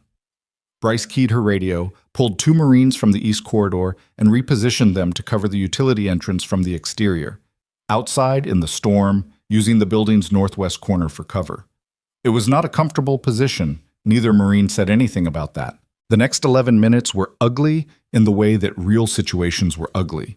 Not dramatic, not clean, but grinding and incremental and full of small decisions that mattered more than they looked like they should. 2 of the cleanup team from the boiler room came out the utility entrance into the waiting Marines. One tried the building's west maintenance window and found it locked from inside. One simply sat down on the maintenance track in the blizzard, which turned out to be a man who'd taken enough CO2 exposure that his coordination was significantly impaired, and who was going to need medical evaluation before anyone interrogated him. Emily assessed him herself because he was technically on her building's doorstep, and she was still, through all of this, a nurse. Oxygen saturation low but not critical, pulse elevated. He was conscious and coherent enough to be scared, which was a positive neurological sign. "Breathe slowly," she told him, kneeling in the snow. "You're going to be okay." He looked at her. He was probably 30 years old. He had the kind of face that hadn't signed up for this exact scenario when it made whatever choices had led here. "Who are you?" he said. His voice was rough from the CO2. "I'm the nurse," Emily said. By 0412, the exterior was secured. The 3 vehicles on the maintenance track had not moved. The drivers, it turned out, had been instructed to hold position and wait for the entry team's signal. And when no signal came, they'd sat in their vehicles in the blizzard for 38 minutes before Bryce's Marines walked up on both sides simultaneously, and that was that. 14 additional members of the cleanup unit in custody, bringing the total to 23 people in the building or on its immediate grounds who had no legitimate reason to be there. The storm had peaked and was dropping. The first gray light of an Arctic dawn was a theoretical possibility somewhere behind the cloud cover, still hours away but approaching. Emily sat on a supply crate in the east corridor outside the nursing station and let herself feel how tired she was for approximately 4 minutes. Dara came down from the second floor and found her there. "Rourke's asking what the noise was," Dara said. "Tell him there was a security drill. He's a Marine, he's not going to believe that." "Tell him anyway." Emily pressed 2 fingers to the bridge of her nose. Her shoulder was producing a specific and insistent complaint that she'd been ignoring for 2 hours. The cut on her knuckle had dried closed, but was going to need proper cleaning. She was also, she realized, extremely cold, having spent portions of the last 40 minutes outside in sub-zero temperatures and scrubs. "How's Vasquez?" Fully awake now, and very confused. "She keeps asking about the helicopter." "What helicopter?" Dara looked at her. "Exactly. There wasn't one. But she says she heard rotors." Emily lifted her head. Rotors. The building had been loud and chaotic, and the storm had been providing constant noise cover, but rotors had a specific frequency that penetrated building structure differently than wind. She stood up. "When?" she said. She said maybe 20 minutes ago. She wasn't sure if she was dreaming. Emily was already moving toward the window at the end of the east corridor, which faced north and had a partial view of the installation approach and the open ground between the hospital and the tree line. There was a helicopter on the ground a quarter-mile out, dark painted, rotors still, no lights. It had come in during the cleanup unit engagement, when everyone's attention was west and north. And it was not a Marine installation helicopter. The tail configuration was wrong. She found Bryce in the main corridor on her radio, coordinating the custody processing of the 23 detainees. She put her hand on Bryce's arm without apology. "There's a helicopter on the north ground, quarter-mile. Dark. No lights. Came in during the engagement." Bryce's radio went down. She looked at Emily. "That's not one of ours," she said. It wasn't a question. "No. It's him," Bryce said. "The name Falk gave us. If he knew the cleanup unit was compromised, he came himself," Emily said. The weight of it settled between them. Whoever this was, the name she still didn't recognize but Bryce had, the name that had made the lieutenant colonel's jaw tighten, had watched his extraction team fail and his cleanup unit fail, and had decided that the only remaining option was personal intervention, which meant he had enough at stake to be here, in person, in a dark helicopter, at 4 a.m. in a blizzard in Alaska. That was not the behavior of someone on the operational periphery. That was the behavior of someone who knew exactly what the manifest contained and what their existence meant for him specifically. Bryce raised her radio and gave a 4-word instruction to her team leader, "North perimeter, immediate." Then she looked at Emily. "He'll have come with protection." How many could fit in that helicopter? Configuration like that, pilot plus 4 comfortably. 6 if they're willing to be uncomfortable. "He'll be willing," Emily said. "Everyone he's sent tonight has failed. He'll want people around him." "He's also trapped," Bryce said. "The North Road is covered. The storm's coming back up. That helicopter is not lifting off in the next 2 hours. He came here because he thought the cleanup unit would handle it and he could walk into a cleared building. She paused. He didn't know you were here. Emily thought about that. 3 years of quiet posting. 3 years of being the nurse who filed a report that went nowhere and got transferred to the edge of the continent as a consequence. 3 years of being, in operational terms, managed, contained, strategically irrelevant. They had not known she was here, not in the way that mattered. They'd known her name was on a scheduling report and that she'd accessed records that could eventually lead somewhere inconvenient, and they'd sent a team to retrieve her as a precaution. But they had not known, whoever was sitting in that dark helicopter a quarter mile away had not known what she actually was, what she could do, what she'd already done tonight. 3 years of being underestimated by people who thought they knew exactly what a nurse looked like. He's going to try to negotiate, Emily said. When the perimeter closes, he's going to want to talk. He has rank and he has lawyers, and he's going to believe that the name and the rank are enough to create enough institutional confusion to give him time to build a defense.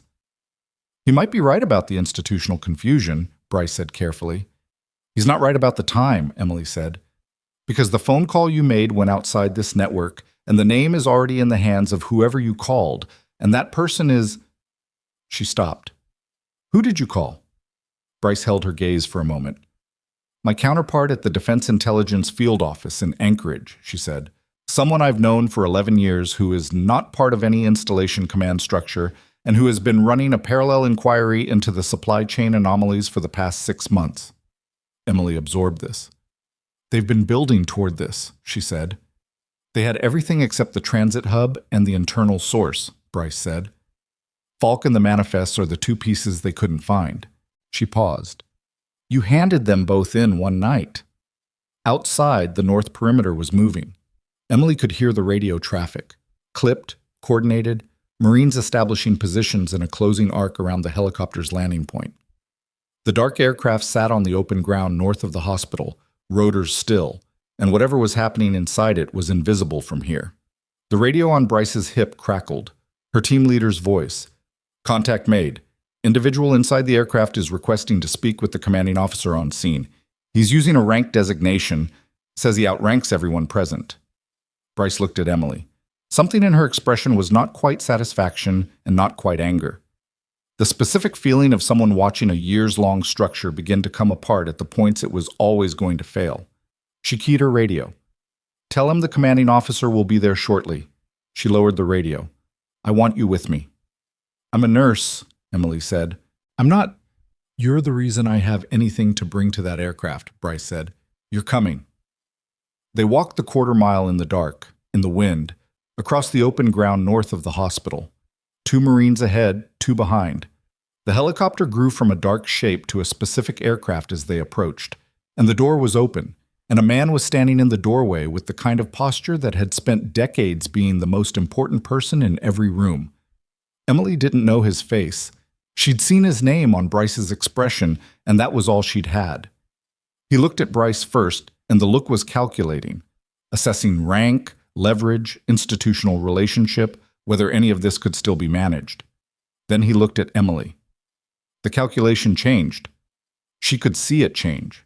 He was looking at Scrubs, at a split knuckle, at a woman who had walked across a dark field in a blizzard after the night she'd apparently just had, and the thing behind his eyes was shifting from calculation into something that was making a rapid and unpleasant reassessment of the night's events. You're Carter, he said. Yes, she said. You're the nurse.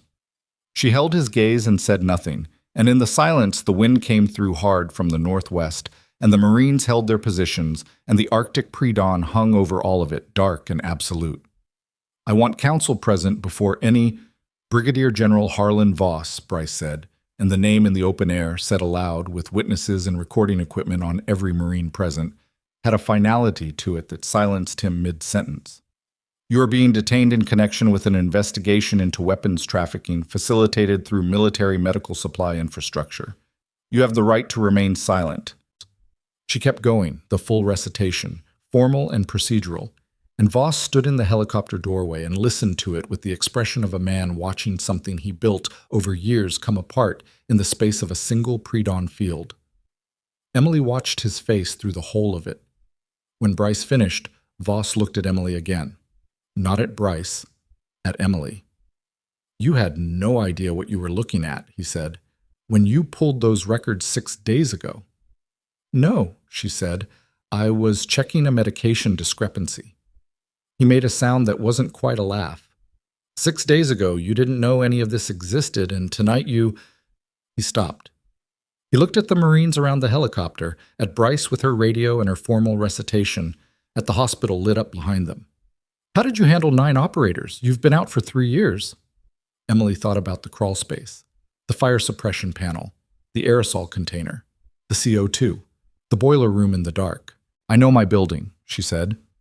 Voss stepped down from the helicopter without being told to, which was the first intelligent decision he'd made all night, and the Marines moved in, and that was the operational end of it. He had 4 people with him in the aircraft, personal security, all of whom came down with their hands visible rather than try anything in the open ground with 6 Marines and a closing perimeter. Bryce was on her radio immediately, calling it in, the formal notification chain that would wake people in Anchorage and Washington before the sun came up over Iron Creek. Emily stood on the open ground and let the wind hit her and breathed cold air and looked at the hospital. The lights were on. All of them, full building, the kind of lit-up-at-night brightness that meant people were awake and moving inside and alive. She was going to have to go back in there. There were patients to assess, a post-CO2 exposure detainee who genuinely needed oxygen monitoring, documentation to complete that was going to be unlike any incident report she'd ever written, and Rourke on the second floor who was not going to accept the security drill explanation for much longer and deserved a better answer than that anyway. She turned to go back. Bryce touched her arm, stopping her.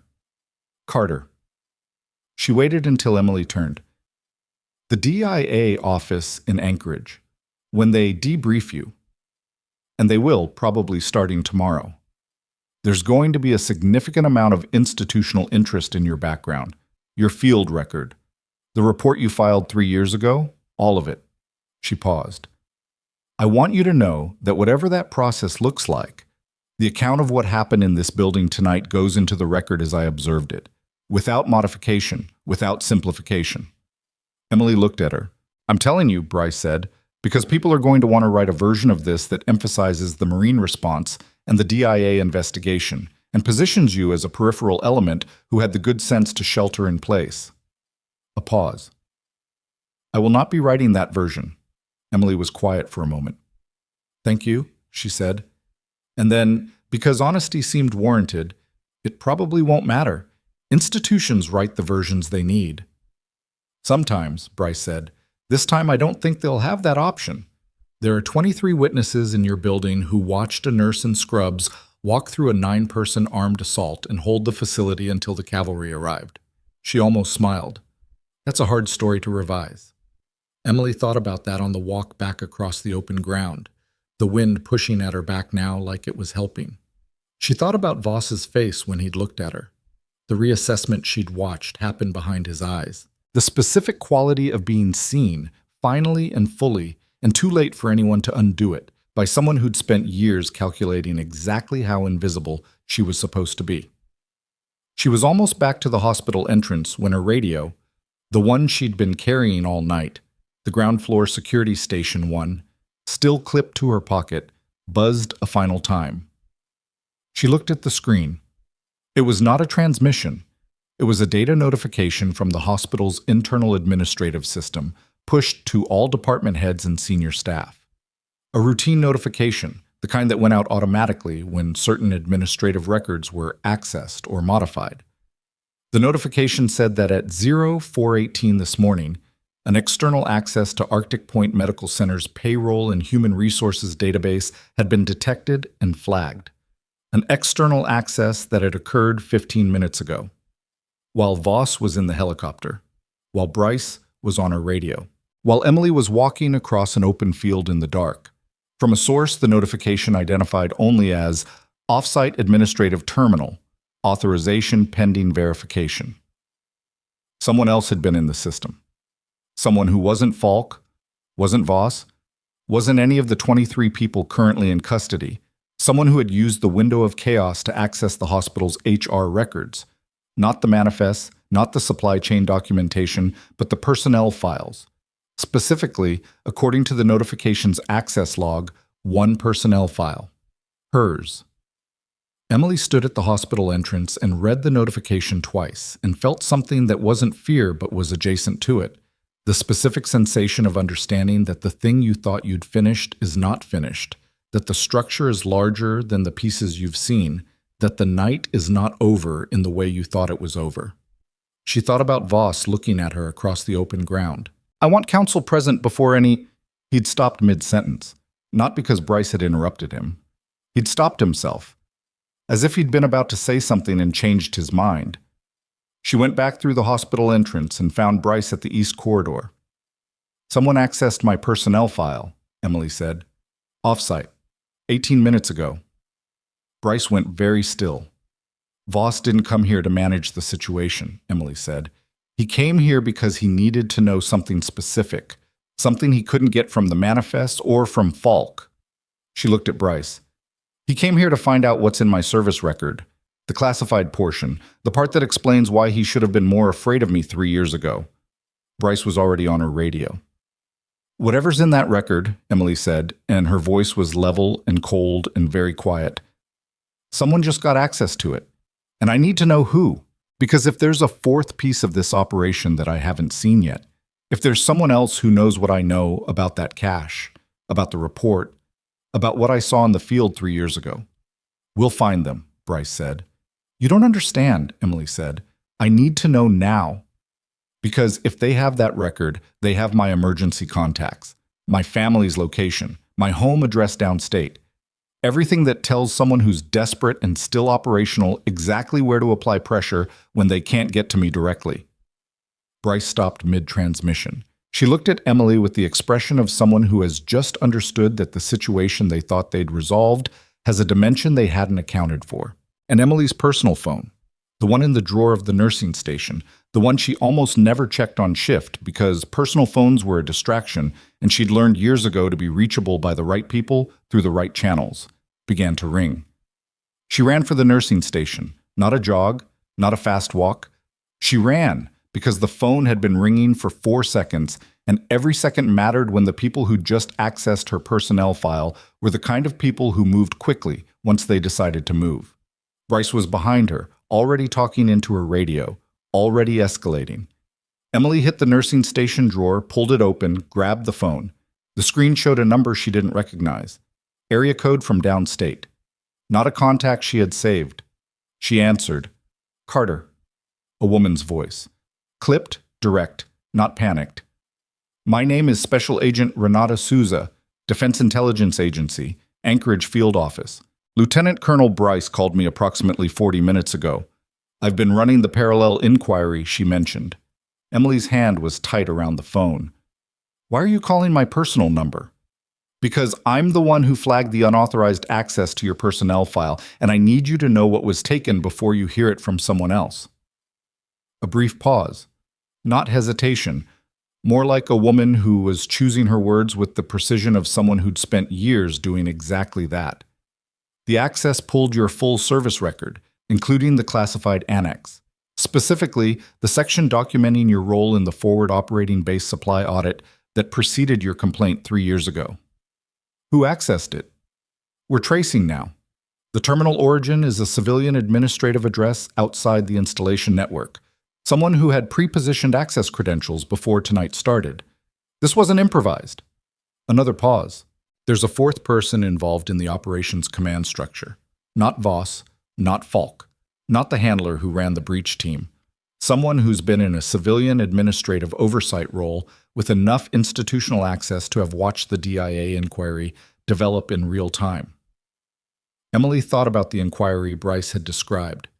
6 months of parallel investigation, building toward the transit hub and the internal source. Building slowly, carefully, through official channels. Official channels that someone in a civilian oversight position could have monitored. "They knew about your investigation," Emily said. "We believe they've known for at least 3 months, Souza said, which means tonight wasn't entirely reactive. The decision to extract you was accelerated by your records pull 6 days ago, but the contingency plan, including the personnel file access, was already in place. They wanted your service record because it documents what you observed in the field. The specific cache location, the serial numbers you recorded, evidence that predates everything we've built in the last 6 months, and that would survive any attempt to suppress the newer intelligence. They wanted to know what I could prove independently, Emily said. And now they know, which means whoever this fourth person is, they have a complete picture of your evidentiary value. Sousa's voice was even. We need to move fast on the trace. I'm calling because I want you to know this isn't over and I don't want you caught off guard. Emily looked up from the nursing station. Bryce was in the corridor 5 feet away, listening, her expression confirming what Sousa was saying without saying it. How long for the trace? Emily said. Best case, 90 minutes. Worst case, they've already sanitized the origin point. Sousa paused one more time, and this pause had a different quality. Something that was not quite personal, but was adjacent to it. Carter, the record we pulled when we were cross-referencing the inquiry, your original complaint, the intake record, the one that was supposed to have been altered. It was altered. I was told the review found no substantive. The alteration was incomplete, Sousa said. Someone started the modification and didn't finish it. There's a metadata timestamp on the original version that shows it was received, logged, and flagged as significant before the suppression attempt began. The original is intact in a backup archive that the person doing the alteration didn't know existed. A beat. Your report was never lost, Carter. It was buried. There's a difference. The buried thing is still there. Emily sat down on the edge of the nursing station chair. She hadn't meant to sit down. Her legs made the decision without consulting her. 3 years. 3 years of believing that the complaint had dissolved into institutional indifference, that the review had found nothing because there was nothing to find, or because the people reviewing it had decided there was nothing to find, which amounted to the same outcome either way. 3 years of telling herself that the transfer was consequence and not calculation, that she'd done what she could, that the world was large and slow and not always interested in justice on a convenient timeline. The report was intact. I'll need a formal statement from you within the next 48 hours, Sousa said. Everything from tonight, everything you recovered from the scene, and everything you know about what you observed 3 years ago. Can you do that? Yes, Emily said. Good. Sousa's voice shifted slightly. Still professional, but with something underneath it that wasn't policy. For what it's worth. What you did tonight. The building, the people in it, the evidence you preserved. We would not have Voss without the manifests. We would not have a viable case without Falk's cooperation. And Falk cooperated because you gave him a reason to. You didn't just survive tonight. You built something we can prosecute. Emily didn't say anything. 90 minutes, Sousa said. I'll call when we have the trace. The line went dead. The east corridor was quiet. Bryce was looking at her.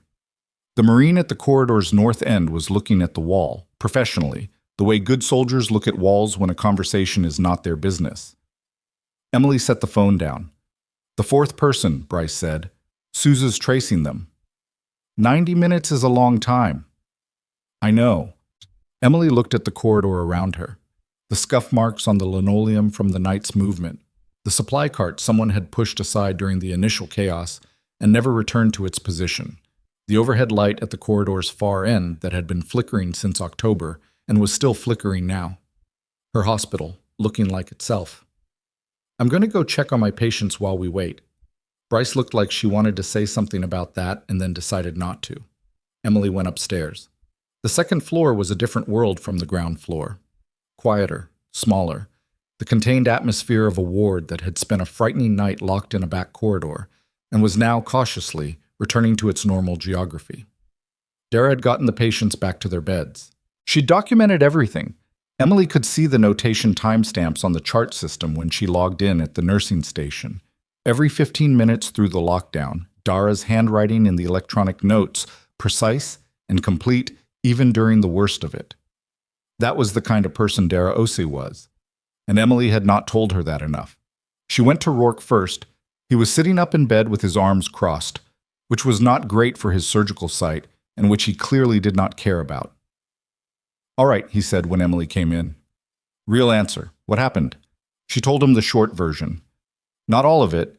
Some of it was not hers to tell, and some of it was going to be in federal documentation before the week was out, and she wasn't going to get ahead of that. But enough. Armed incursion, facility secured, investigation ongoing. She watched his face go through several things in quick succession. You handled it, he said. It was not quite a question. The Marines handled it, she said, which was partially true. He looked at her the way people look at someone when they know they're getting a partial answer and have decided to accept it for now. My nurses at Pendleton used to hide behind the physicians whenever we had a drill, he said. Just so you know. For context. This wasn't a drill, Emily said. No kidding. He was quiet for a moment. My charts, my records, they're secure? The patient data? She hadn't thought about that in the past 20 minutes, and she should have. I'll confirm with administration when the lockdown's fully lifted. If there's any indication of records access, we notify every patient individually. She made the note in her head and meant it. He nodded. She checked his wound. The surgical site was clean, no sign of the stress-related complications she'd been watching for, which was good because Rourke had a specific gift for not telling anyone when something was wrong, and she'd been bracing for a discovered problem since the night began. His vitals were elevated but trending down. He was going to be fine. Hey, he said, as she was updating his chart. She looked up. Thank you, he said. And the way he said it, not the automatic social courtesy of thanks for the refill, but something that came from a different place, weighted with the specific gratitude of someone who understands what being kept safe actually cost, made her look at him for a moment before she answered. That's the job, she said. It's more than the job, he said. And you know it. She didn't argue with him. She finished the chart and moved on. Vasquez was awake and oriented and had questions that Emily answered honestly within the bounds of what she knew and what she was authorized to say. Garrett, the 6-week staff member who'd been shaking in the corner of the back corridor, had recovered enough to be embarrassed about the shaking, which Emily addressed directly. She told him that shaking was a physiological response to adrenaline and stress, and was not an indicator of weakness or failure, and that anyone who told him otherwise had never been in an actually frightening situation. He looked like he didn't entirely believe her. She told him he would, eventually. Pilar, the 11-year veteran, was at the medication cart doing the morning drug count, which was not technically required for another 2 hours, and which she was doing anyway because she needed something routine to hold on to, and the medication count was the most routine thing in her professional world. Emily stood beside her for a moment without speaking. You've done this before, Pilar said. Not accusing, observing, the way someone with 11 years of reading people observes. A long time ago, Emily said. Pilar counted a tray of medication cups and checked them against the log. I've been a nurse for 22 years, she said. I've worked with a lot of people who were exceptional at their jobs and knew it, and a lot of people who were exceptional and didn't make a thing of it. She put the tray back. You're the second kind. Emily didn't have an answer for that, so she didn't give one. Sousa called back in 73 minutes.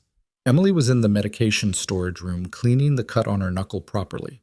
Soap, irrigation, wound closure strip, the basic competence of someone who'd been treating other people's injuries all night and had finally turned the attention to her own. When the phone rang. We have the trace, Sousa said. Civilian Oversight, Deputy Director of Medical Logistics, Regional Command. Name is Harold Greer. 61 years old, 23 years in the position, full visibility into every medical supply contract and procurement audit across 9 installations, including this one. A pause. He's been the administrative backstop for the entire operation. Voss ran the military side, Greer managed the procurement documentation. Every anomalous shipment that should have triggered an audit flag, he suppressed it.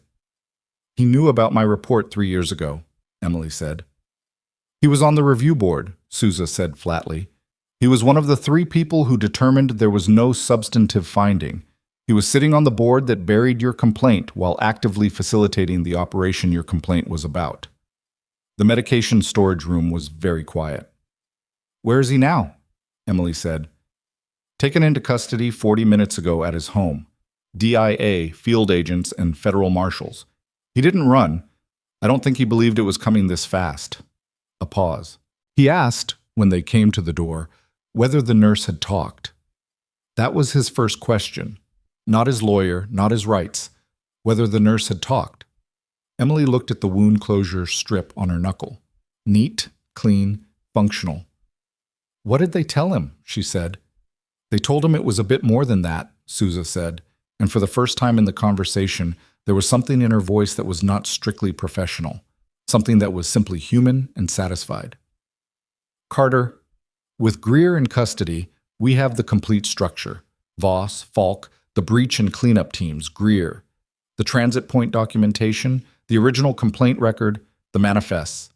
The case is solid. My office is filing with the federal prosecutor in Anchorage this morning.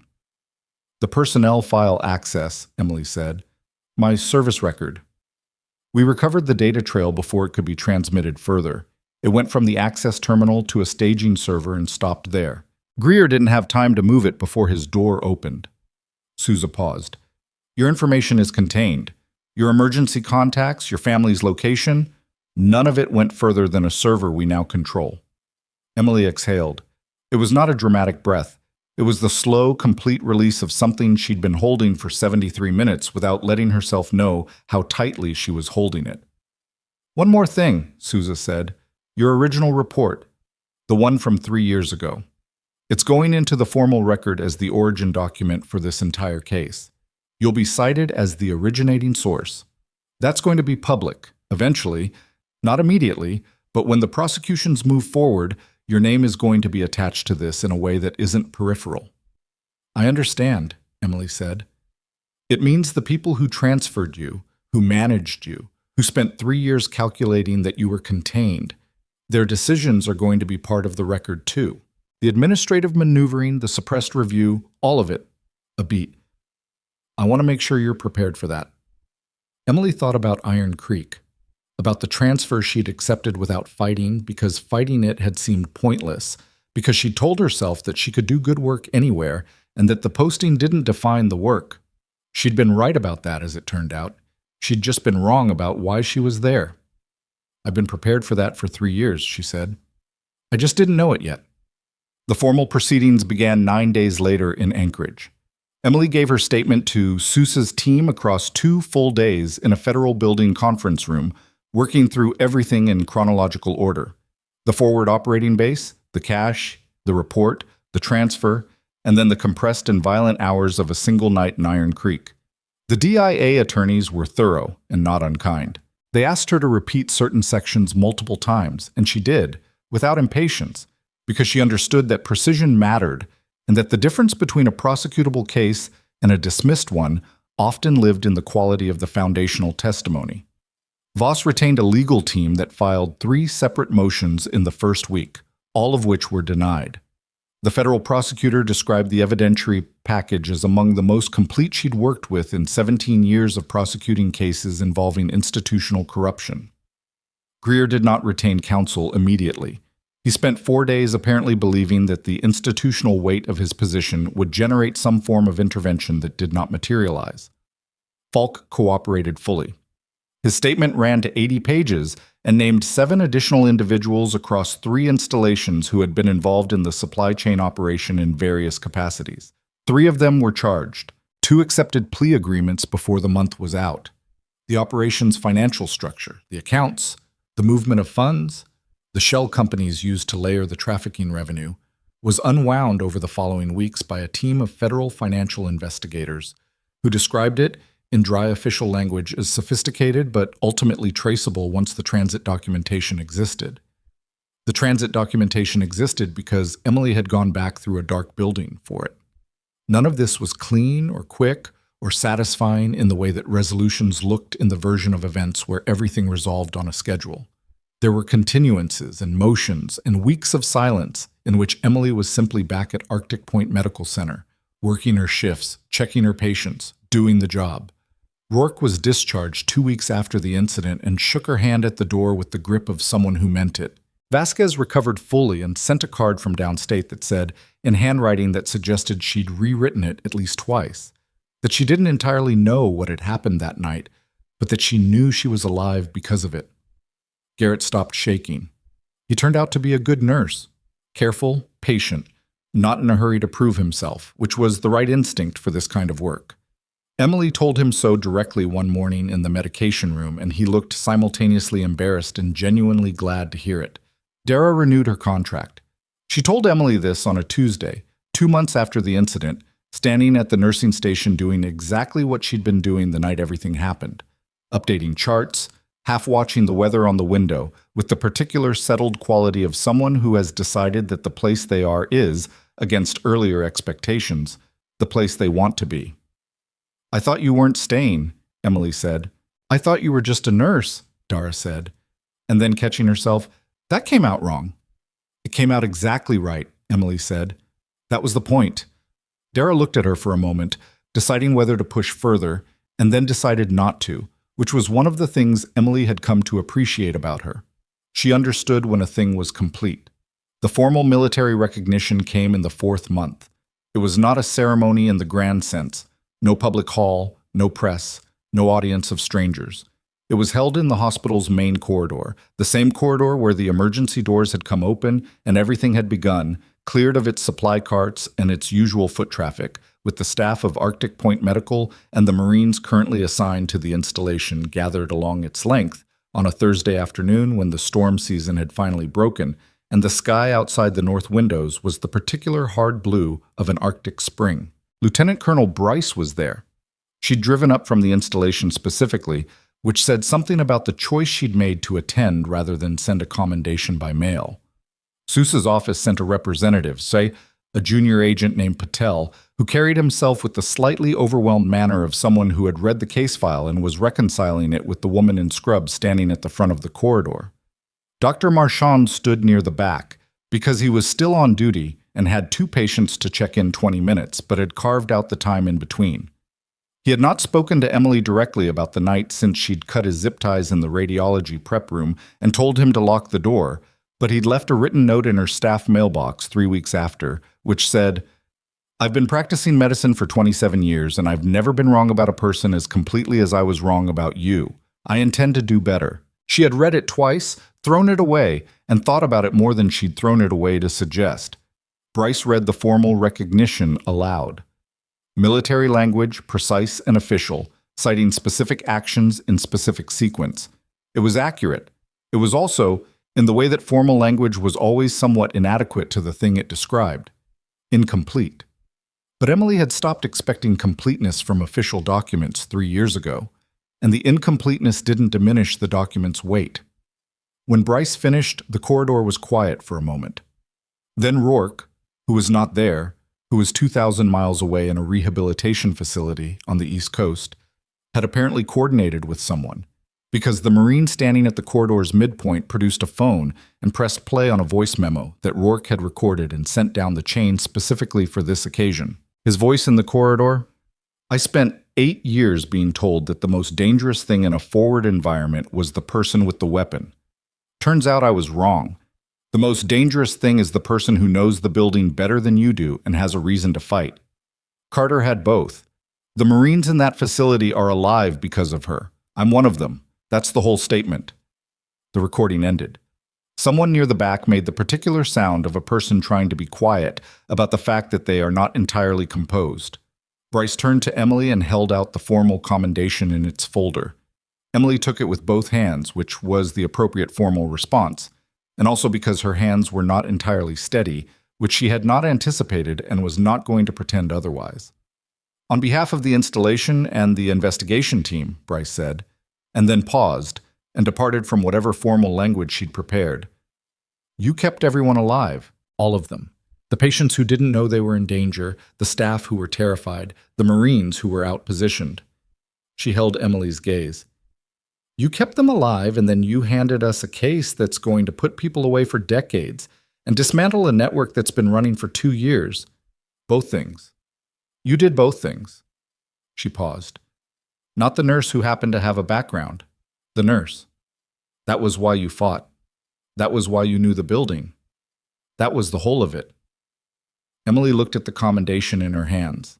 She thought about the version of herself who had stood in a stairwell in the dark 3 years ago and filed a report and then been told, in bureaucratic language that was technically neutral and actually crushing, that the report had found no substantive basis for action. She thought about the version of herself who had accepted a transfer to the edge of the continent and told herself it was fine, that she could do good work anywhere, that the work was the thing and the recognition was not the point.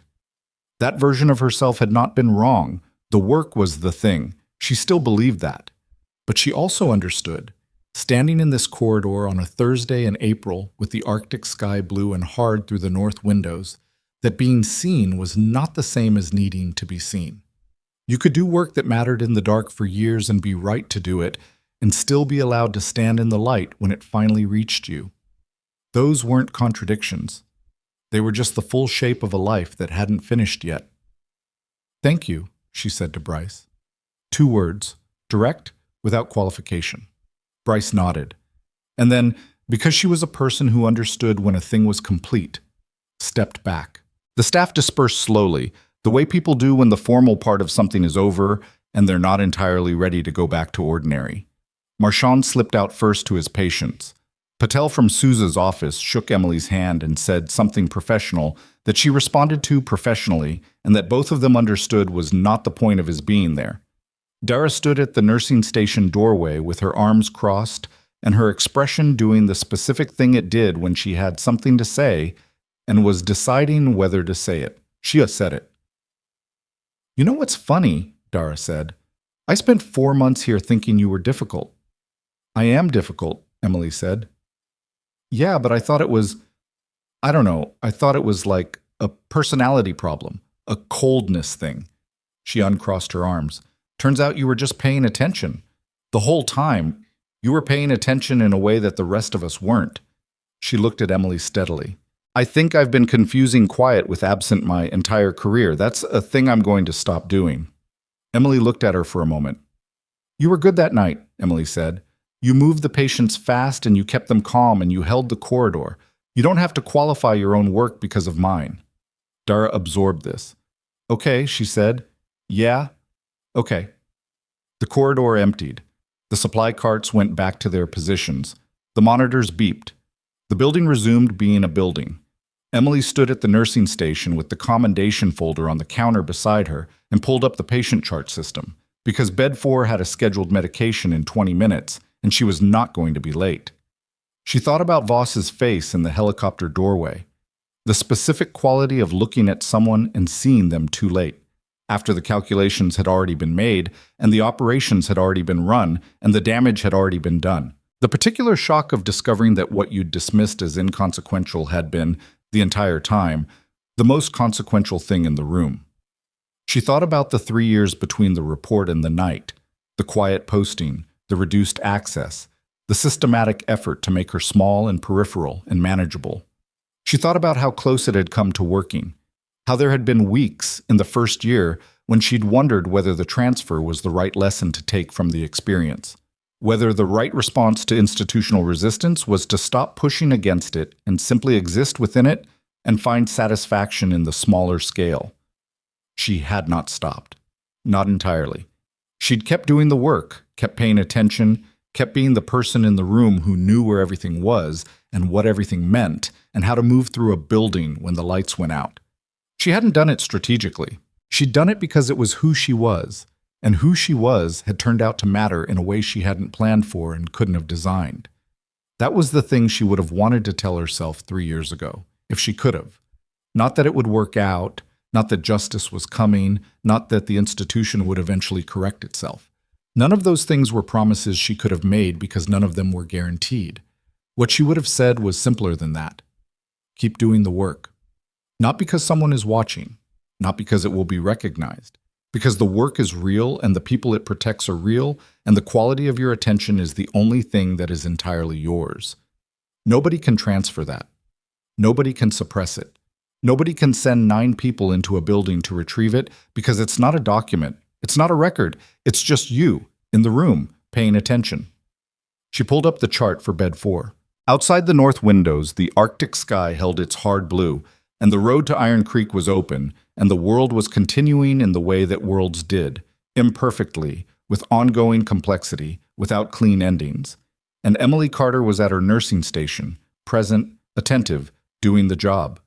Not the nurse people had looked past, not the asset someone had tried to contain, not the problem someone had attempted to eliminate before it became inconvenient. Just the person who had been there the whole time, paying attention, waiting for the moment when paying attention was the exact thing the situation required. That moment had come. She had not wasted it.